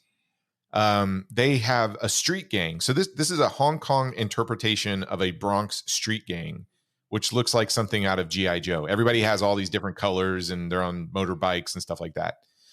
The police in this film look like the Keystone Cops, but that's what Stanley Tong, as a Hong Kong director, thinks the cops would be in New York, right? And then the mafia, this white tiger, they look like the least intimidating. They look like the mafia out of a Chuck Norris Cannon film from the 80s with their Uzis and everything else. But again, it's a foreign director who says, oh, in New York, this is what gangs look like. Oh, in New York, this is what the mob looks like. Oh, in New York, this is what the police look like. And it looks totally non-realistic to actually what those things look like in the 90s, which make it even more charming, I think, and funnier, is just this interpretation of what American life is like in the Bronx, and it just adds this element of I just appreciate the film that much more because of it. Right. Yeah, we're all, as you know, as we absorb American entertainment, we're used to having exaggerated versions of jobs and we see the stereotypes on film, and we see the exaggerated versions of everyday things that we see in life. So I don't mind the exaggeration that this director took when he depicted the street gangs and the police. It's a cartoony exaggeration, right? It works. So I think it's really fun because of it. Yeah, that definitely, as you say, adds to the charm. And growing up, I didn't notice it. I did. It's like, if you told me that's what a street gang looks like, I'm like, all right, I'm all for it. I seen the trailer for the Warriors. They look like the Warriors. I don't mind. I seen Michael Jackson's Beat It video. It looked like those guys. Yeah, sure, that's what a street gang looks like. I didn't grow up on the streets. That's what Stanley Tong saw. He saw the Warriors. He saw Michael Jackson videos. Right. You're like, whoa, hold on. Did you not see King of New York with Christopher Walken? Right. And then there's also, like you mentioned, the police almost have no presence in this film. In real life, they be all over the place, but in this film, they were basically not. There was, like, you see a couple of officers, and they're getting the what do you call it, the civilians involved in a police investigation in a way they probably wouldn't do in real life. Yeah, we're going to take this civilian dude and put him undercover. But if they knew that he was a Hong Kong cop, then allowing him to go undercover to try to uncover a street gang, then that would make sense. Right? Yeah, they're the dumbest police. And even when you get them in the police station, you're like, that looks like a janitor's closet. Yeah. It's fantastic. It right, works. Right. But then even in, like, certain movies you watch in American films, that you go into a police office in those films, and they're very dimly lit. Like, it feels like they got their lights turned all the way down. Like, they on the dimmer, they have the lights turned all the way down in the entire police office setting, or it's like it's being lit by a flashlight or something like that. It's like, no, I've been to police stations. They don't look like that. Those places are well lit.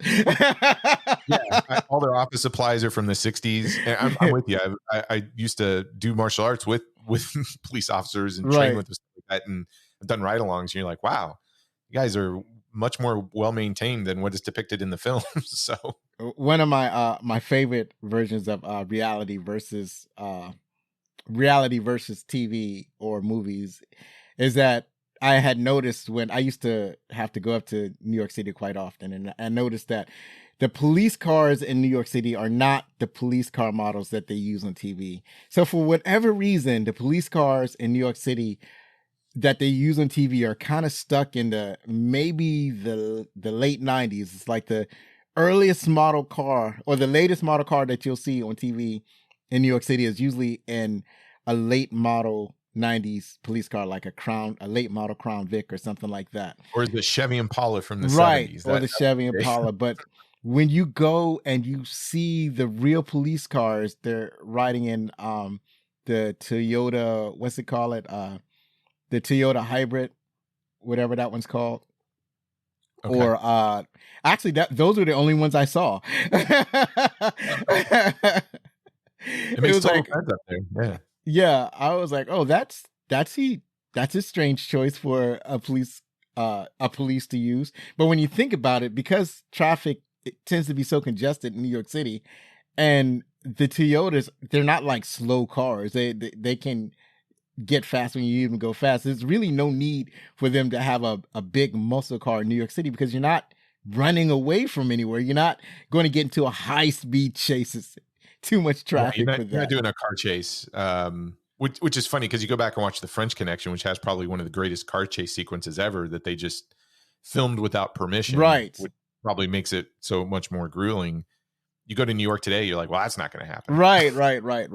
It can barely happen in Washington D.C. Although there are times a day when that could happen, and there are certain areas where it's possible, depending on like the time of day or whatever. But like you ain't gonna get away with that in rush hour. That's why they filmed in Vancouver.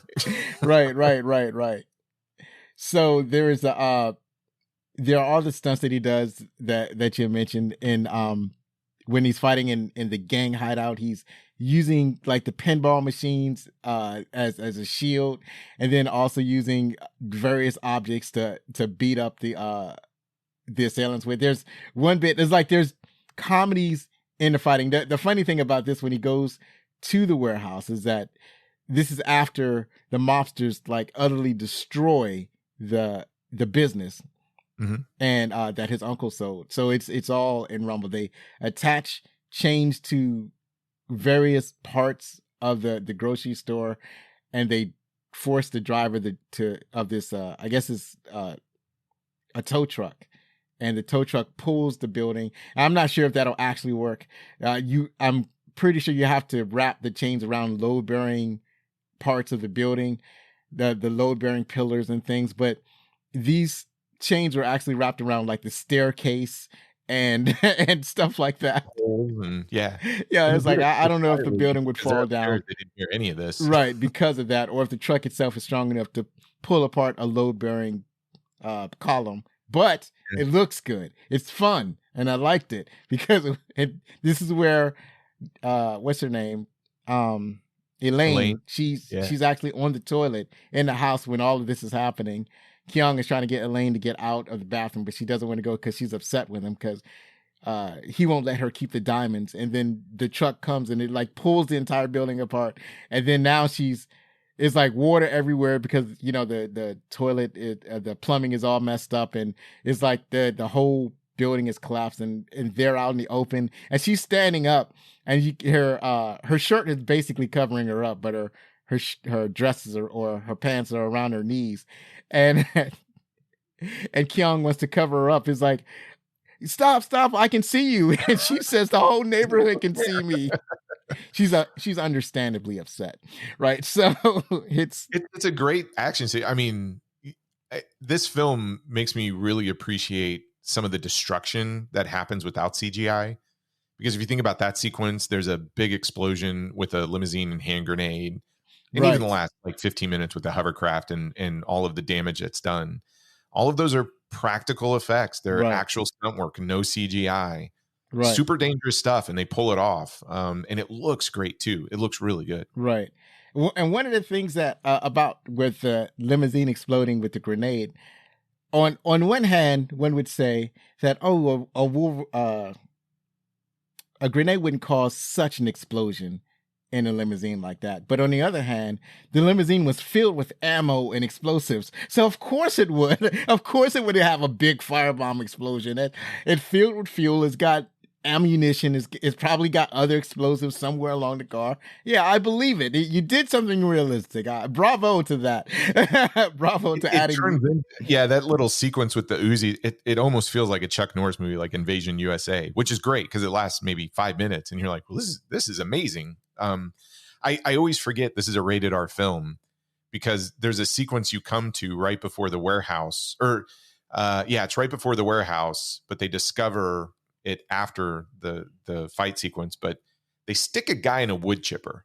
Yeah. And every Yeah. time that sequence shows up, I'm like, oh my gosh, I forgot about this. I mean, it doesn't feel like a rated R film until you get these moments when you're like, all right, they stuck a guy in a wood chipper and then sent him back in trash bags with his buddy. Right. And you're like, oh yeah, this is a rated R film. It's got some violence in it. Wait, it doesn't feel like a rated R film today. They didn't show him actually going into the wood chipper, and they didn't.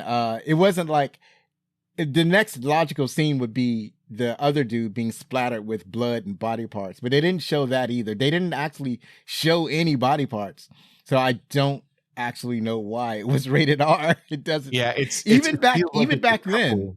Yeah, it feels like it's a couple sequences, like the ratings board were a little too hard on this one. Yeah, because it can easily be a PG-13 in absolutely. my opinion. But yeah, there's just some content in here that I think, you look at it and you go, oh, that is gruesome. I totally forgot about that. I don't know what Fargo was rated. I don't remember. I don't actually pay attention to ratings anymore.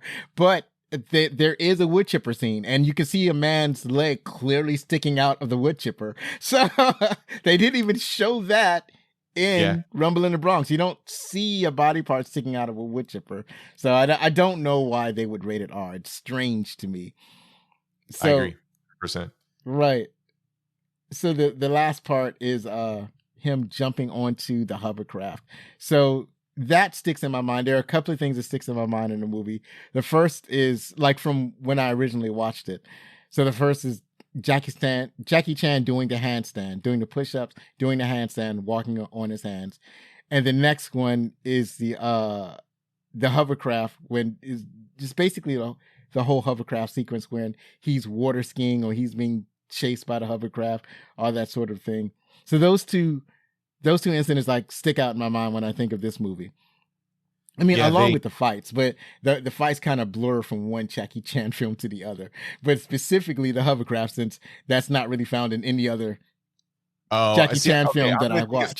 To that comment, every Jackie Chan fight sequence is unique. Look, you say what you want about Jackie. If you go back through his history, there are some similarities, but the guy's really good about each film has a unique sequence to it that is super memorable. So you can't look at Police Story, which you get that last fight sequence, which it's just glass everywhere, right? And you get this one, which is in a warehouse, which he's using refrigerators, shopping carts, skis, pinball machines. I mean, everything is super unique. What's kind of interesting about that hovercraft sequence is, and I know you have this listed in the trivia, so we'll just bring it up now. He jumps from a concrete pillar to the hovercraft, and you can see it in the film. His ankle rolls, and it pretty much like he breaks it, and they kept it in the film. Then what happens is everything from then on out, he's in a cast, but they put a sock over it, and you'll see all of this in the end credits because they'll show the behind the scenes, right? I believe there was supposed to be another fight sequence on the hovercraft, but because he broke his leg, they had to alter that to be more stunt centric instead of him kind of jumping in and them fighting on the hovercraft and kicking. He couldn't do that at that point. So him and Stanley had to redo that sequence in order to say, okay, if we can't have this big fight showdown on the hovercraft with the henchman and Jackie Chan, they're still doing the water sequence, stuff like that. What else can we come up with? So that's, they did a bit of an alteration because of that injury, but it's still freaking impressive that he's doing all of this stuff with a cast. Right. And even if you see behind the scenes, he directed some sequences from a wheelchair. Yeah. Which even makes it that much more impressive. Right. Now, I only say that because I haven't seen as many Jackie Chan films. So I've only, like you I got to said, correct that, man. Right. You said you haven't seen like a serious Jackie Chan film.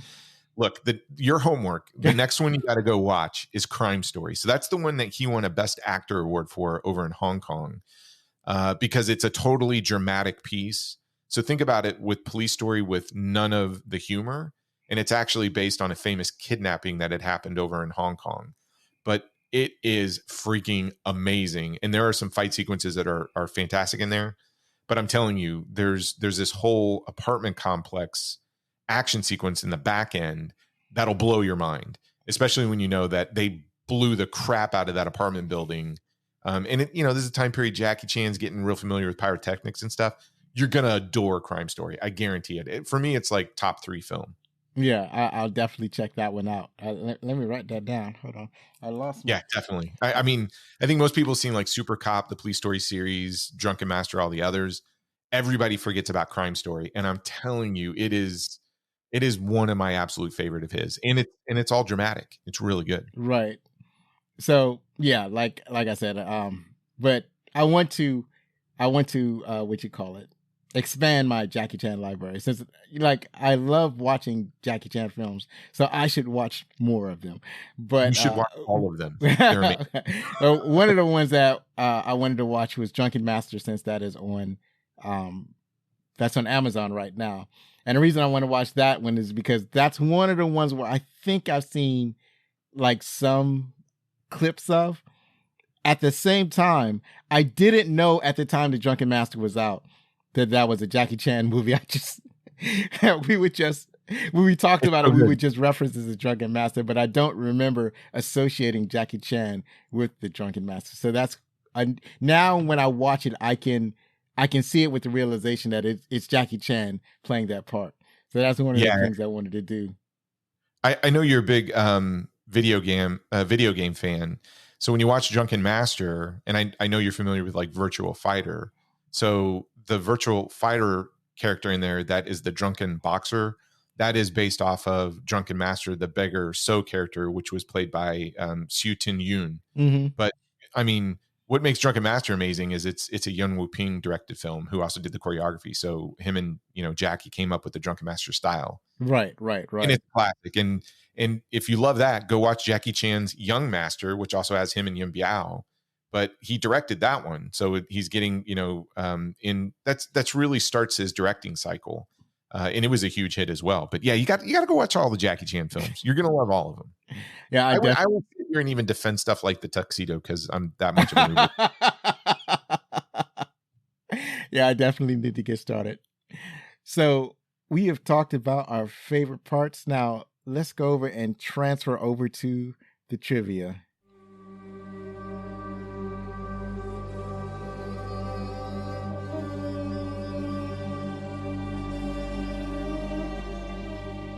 We're back. We're going to talk about the trivia from Rumble in the Bronx.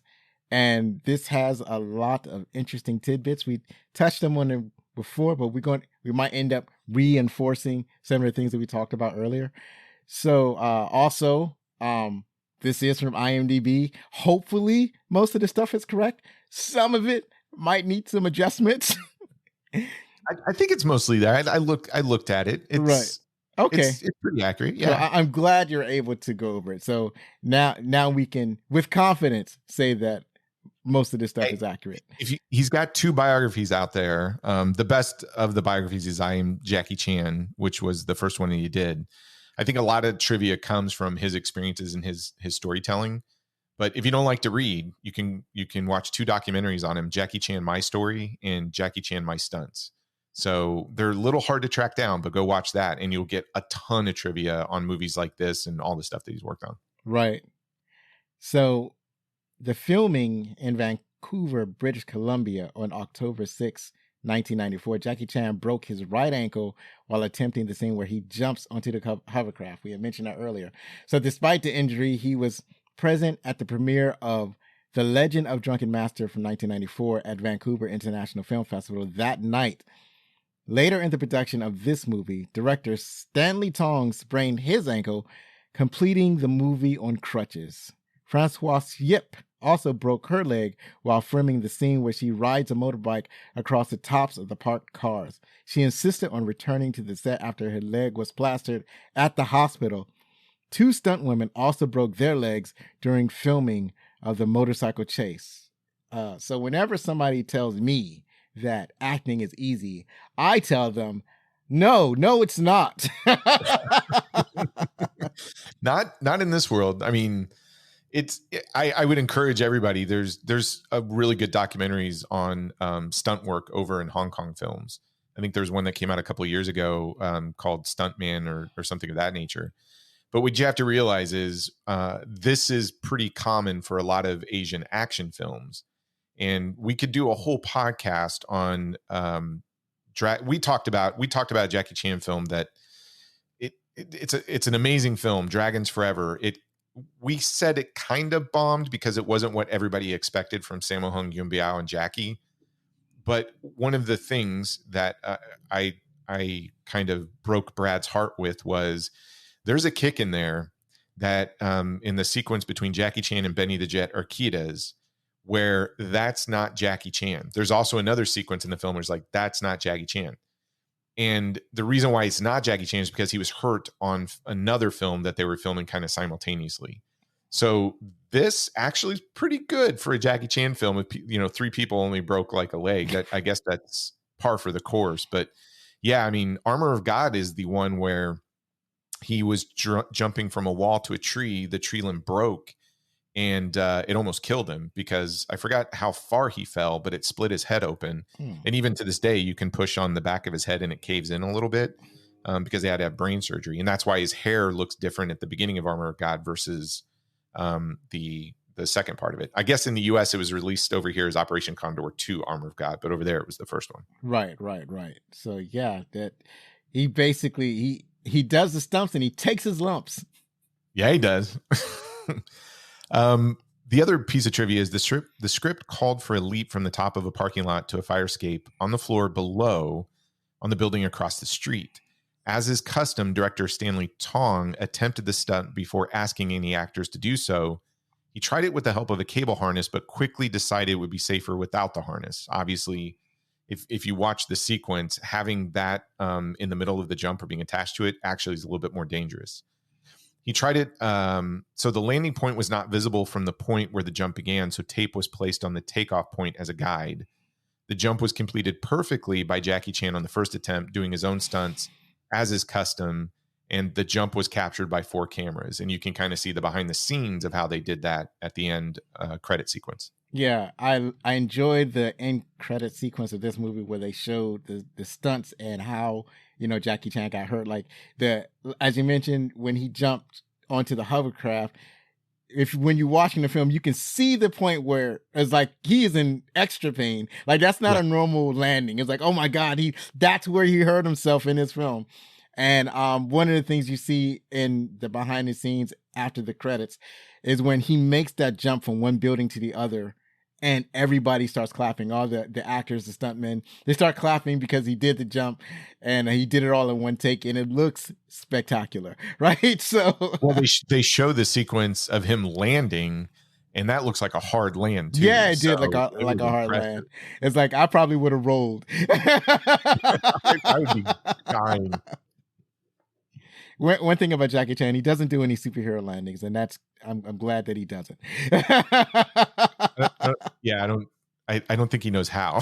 Well, no, you can't because you would break your legs. It's like whenever you see when you land and then you land on your knee on one knee with your hands outstretched or whatever without rolling or anything. Yeah, that would definitely break your legs. That's special effects.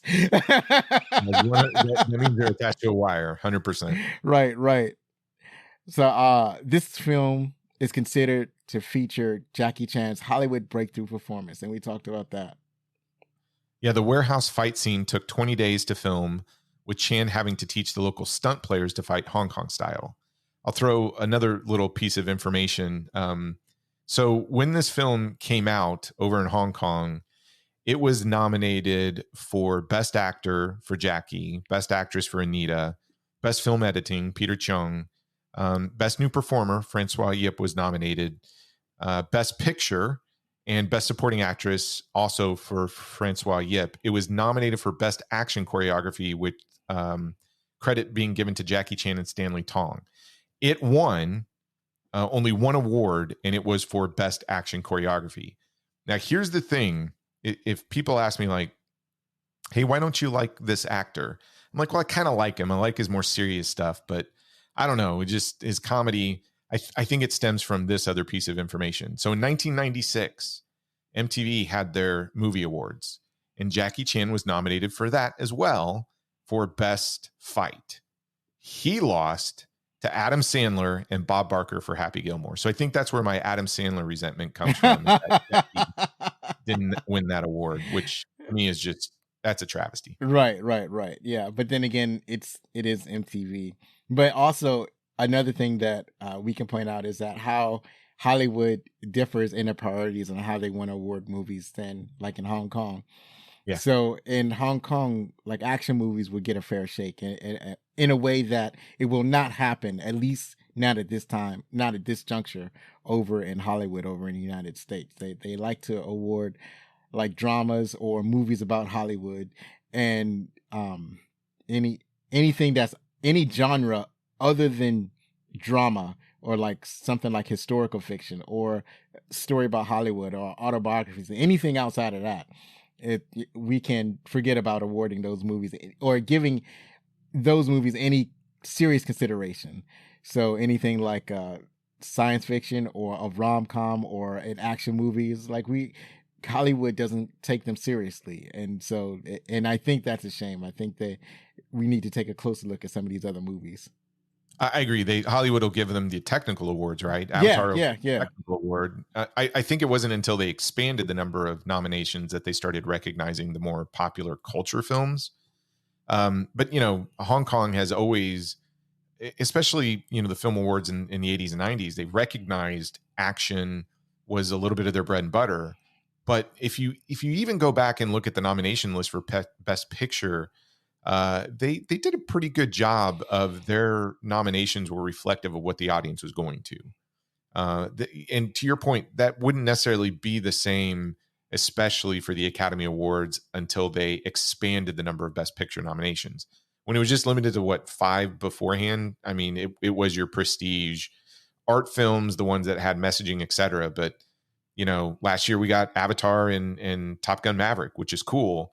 But over in Hong Kong, those types of films, they would have been nominated for Best Picture anyways, because that's what the audience was going to. Right. So up next, in his art, and I can read, in his autobiography, I Am Jackie Chan, My Life in Action, Chan talked about the initial difficulty of filming a movie in Vancouver, British Columbia, that is set in New York City. The production team initially had to put up fake graffiti during the day and take it all down during the evening, while simultaneously making sure that no mountains made it into the background. However, Chan decided that it was best that the production team focus on action only without worrying too much about scenery. Viewers have noted mountains in the background, which doesn't exist in New York City landscape. Now, funny thing about this is that I never noticed the mountains until somebody had pointed it out to me. And then I've never been to New York, or up until that point when I first saw the film, I'd never been to New York. So I didn't know enough about New York City to know that there weren't any mountains visible from the city. And even watching this movie, I didn't notice it until the hovercraft scene. It's like, at that point, it's impossible to avoid those mountains. Absolutely. During the preparation of the release of the film in North America, the producers decided to name the film Rumble in Vancouver. Makes sense because, like you said, mountains in the background, right? The American distributors decided that the film would sell better under the name Rumble in the Bronx, so the name was changed. Yeah, and they were right. I think they were right to change the name. Although I like the Japanese title, Red Bronx. I've always liked that title. Right. I wonder what the red refers to. I guess blood or action or danger. I don't know. We put, for anybody, one of the things Zoe and I had talked about off was just videos, because we're podcast creators, but we do actually, as a result of this podcast, have a channel on YouTube that you can search out, the Not a Bomb podcast. We have one video up, and it is the Japanese trailer of Rumble in the Bronx titled Red Bronx. So if you want to see that Japanese trailer, you can find that over there. Oh, sweet. I'm going to check that out. So Emil Chow's cameo as an ice cream vendor is meant to surprise Chinese viewers, as he was the famous musician artist in Hong Kong, China, and Taiwan. I meant to look for this Chinese vendor, but I totally forgot about it. Yeah, he was a big cameo at and when you see it, you're like, why is the camera linger on that guy a little bit? And you're like, oh well, because that's a huge celebrity from your Asian viewer. The bottle attack on Keung greatly worried Jackie, as it was going to show more blood than he was used to in his films, and he was concerned parents would be upset that children saw it. Which is funny. That's a true piece of information, but when you take a step back and this thing still got an R rating because of wood chippers and everything else, it's a unique Jackie Chan film. He thought, hey, this is still good for the kids, but over in America, we're like, nope, no, we're not showing our kids this. It's rated R. Also, it was just a trickle of blood. Still super dangerous for what they did, man. Well, initially it was a trickle. When he first got cut, and then later on, like especially when he was crawling into the apartment looking for help, he was more covered. It was a little bit more blood, but it was more like blood, dirt, and grime. It wasn't just like all blood, and he wasn't like absolutely plastered with it. It just looks like somebody who had been through a rough time, not necessarily something I would consider gore or something that it was something that might shock the children, but it's not something that I don't think most parents would find objectionable. No, it didn't look like he came out of a wood chipper. So. Right. The original spoken dialogue consisted of all the actors and actresses speaking their native languages most of the time. And the completely undubbed soundtrack available on the Warner Japanese R2 DVD release, which you saw, yes. Jackie Chan spoke his native Cantonese. Francois Yip and Morgan Lam, the actress and actor playing Nancy and Danny, spoke English. All of the original dialogue was intended to be dubbed over in the international and Hong Kong movie markets, and New Line Cinema overdubbed and slightly changed the original English dialogue. Which again, it adds to the charm. Yeah, it adds to the charm. It adds to the weirdness. Also, kind of weird. If you watch the American version, and we talked about this with the dubbing, but also with the music, the song in the original version that ends the film is sung by Jackie Chan, and that's in the Hong Kong cut. In the American version, you get a song done by the group Ash called Kung Fu or Kung Fu Fighting.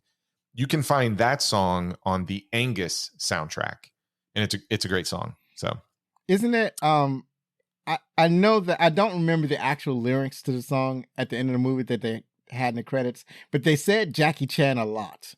Oh yeah, they reference it's part of the chorus. Right. Yeah. So, and it's a great song. I mean. Of all the changes that America has done, either through Miramax or New Line, in terms of the music, because typically what you'll find in a Jackie Chan film, like Police Story, he sings the theme song.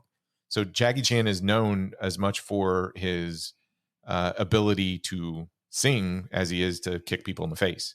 So most of his soundtracks involve a song that he does. But of all the times that they've changed that, I've actually loved the Rumble in the Bronx one, because that Ash song, I mean, it slaps. It's really good. Right. Curiously, the American dub of the film removed all references to Chan's character being a cop from Hong Kong, which we talked about. Right. They just kind of list him as somebody who's really good at kicking people in the face. Right. Rumble in the Bronx was recognized as the most profitable film in China and Hong Kong in 1995. And it also became the first Hong Kong film to start in a record number, that is 2,000 of U.S. cinemas. So yeah, that's a good way to get started, 2,000 cinemas. Yeah, you got to think this movie brought Hong Kong cinema to the mainstream, and it really opened the doors for studios like Miramax and New Line to start going back through the catalog and looking at John Woo stuff, Ringo Lam, Jackie Chan, Sam. We got all of that as a result of this film in the early 90s because it was so successful. And again, I think people forget about that. When you see the New Line logo, you think, oh, well, American money produced this, et cetera. No, we had New Line distribute it. It's a pure Hong Kong produced and created film. Right. The American international version of the film has a time of 91 minutes. The Hong Kong 108 minutes. I believe it's actually like 104, but that's okay. Right. They must be counting like to the very last credit. Counting like the FBI warning or the equivalent of it. They're counting all the way down to where no animals have been harmed during the making of this film. Yeah, there you go. Every moment of it. Right.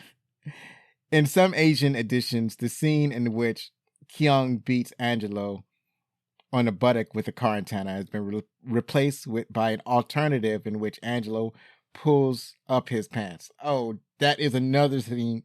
That's another scene that I truly liked. It's so funny. Angelo pulls down his pants and exposes his butt to Moon Keung. And so Keung at this time is wiggling away at an antenna on a car that he's standing beside because they're in a parking garage. And then when he rips the antenna off, that's a throwback to when cars had antennas. Yeah. They still At do. Least they had this long, thin metal antennas that stuck out either on the driver's side or the passenger side. And some of them even retracted. So like when you park the car, then when the antenna would retract into the car, so nobody could do what Keung did and rip the antenna off and start beating somebody's ass with it. But at the same time, the retraction would stop working after a few years. So then you wouldn't have that protection. It's like, so that either the antenna will only go halfway down or it would not go down at all. And yeah. I do remember that on my dad's car. yeah. So my antenna on my car, it sits on top of the car and you can screw it in and unscrew it out. And it's short and I hardly ever use it. Everything that I listen to on the radio is through my phone. So that's what everybody does anymore. It's Bluetooth. Yeah. Right? Now it's just an artifact that they leave in your car just in case you're out of range of a Wi-Fi signal. Francois Yip's first role, she said the casting agency called her saying they were looking for a Chinese woman who speaks Chinese, can dance, and ride a motorcycle. But she couldn't do any of those. Her agent told her not to bother going, but she did anyway. Next thing she knew, she was cast and on set filming 2 days later. And like I said, she picked up a couple of nominations over in Hong Kong for Best New Performer and Supporting Actress. Yeah. She was. It's funny because she doesn't do a lot of fighting in this film. I think in some other films, there's a punch in the warehouse. Yeah, she threw a punch. In some other movies, they basically cast her as a fighter, like in Romeo Must Die. She does a little bit of fighting, but I don't know if that is what her trajectory was, to be a Hong Kong action star or just to be an actress, like just an actress, just acting in the film. So I'm not sure about where that lies, but I'm glad she had the gusto to just say, yeah, I'm going to go and audition anyway. Yeah, you fake it till you make it, right? Absolutely. So that's it for the trivia on IMDb. And we're going to transition, see what the critics thought. I can say words. The critics. We're gonna see what the critics thought. I'm trying to get all of the vowels and the consonants. You're just too excited to talk Jackie Chan. I feel it. Man. Right.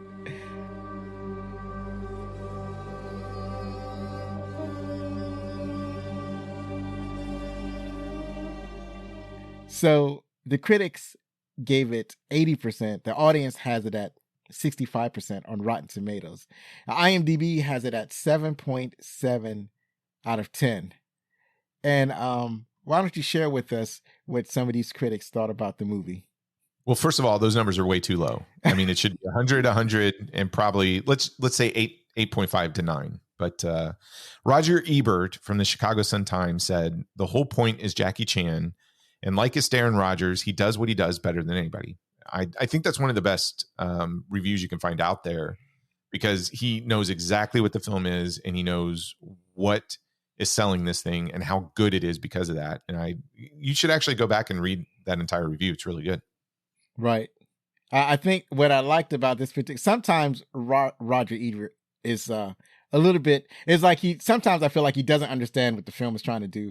But in this case specifically, he understands exactly what the film is trying to do. And he enjoys the film for what it is presenting. And I enjoy that about this particular review that he does. I agree 100%. Now, Mick LaSalle said from the San Francisco Chronicle, an awkward hybrid of Asian and American film techniques. My response to that is Mick LaSalle is awkward and hybrid. I would say that it's It's awkward in a sense that a baby deer is awkward when it stands for the first time after it's born. It's awkward, and yet it's charming. That's why we enjoy watching a baby deer walk. I would not be awkward. It's charming. This guy's awkward. I don't like him. But I get where you're coming from, but no, it's just plain charming. It's awesome. Right. As a person that, like, I wouldn't necessarily be able to recognize different filming techniques. I can just say that I had a ball watching the film, so I didn't know any weird awkwardness when I was watching the film. The only thing that I might have noticed was the dubbing. That's the only thing that I would catch, but everything else is like, it's like, if you want to talk about the lighting or the framing, I couldn't tell you anything about that. Only that it looks great. So if you want to spend another hour and talk about the filming techniques, where Stanley Kong comes in, the composites on these shots and how it catches the action. We haven't really talked about this, but I'll digress for a second. What makes this film so good in comparison to action films that were coming out in the 90s and just action films in general is the number of beats that occur within an action sequence. It's not a quick cut. The reason why it gets compared to something like Gene Kelly, Fred Astaire, etc., is the camera is placed in such a way that Jackie Chan gets to do his thing across the screen. So you get a wide shot, you get this great composite. He'll start from the left and move to the right. And like one of my favorite shots in this film is in the warehouse. There's an action sequence where he's using a refrigerator, right, against these guys.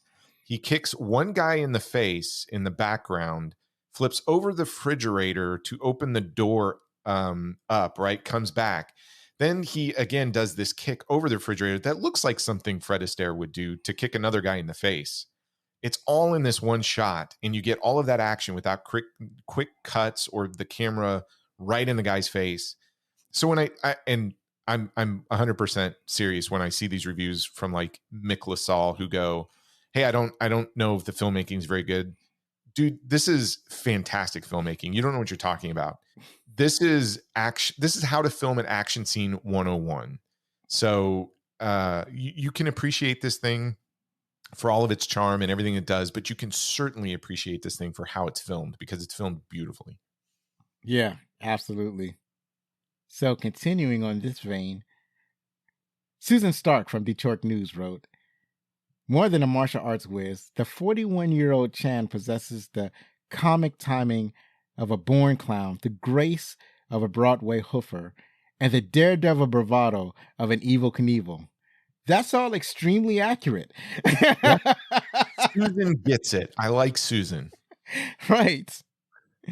And then finally, Mark R. Reaper from rec.arts.movie.reviews wrote, First class acrobatics, second class comedy, and third class plot. See, this is somebody, once again, who doesn't understand why he's watching this movie. He doesn't know. Well, I will say that comedy is subjective, but these are all classic comedy bits. They work because they'll always work. They'll continue to work. They've worked in the past and they'll continue to work in the future. So, in that, I don't understand why he would say that. And then third class plot. For one thing, this is not why you're watching this movie. You're watching because you want to see Jackie Chan, as you say, kick somebody in the face. The plot is fine for this type of film. I feel like Mark and Mick are hanging out together, and they should just go on an island and leave everybody alone. They don't get it at all. This is the type of thing where I think that it's like the editor was like, we need somebody to write about this Jackie Chan movie. We want you to go and review it. And Mark is like, well, I don't like action movies. And then the editor is like, well, I got nobody else. You got to go and cover this movie. I don't like Mark or Mick either. So I hope I don't meet them. Right. So that's it for what the critics thought. Finally, Rumble in the Bronx is, as of this recording, available wherever you stream movies. That's it for today. Next week, we have another special guest. You've heard me say this before because on a previous episode, I announced that this guest would be joining me, but then his appearance had to be pushed back.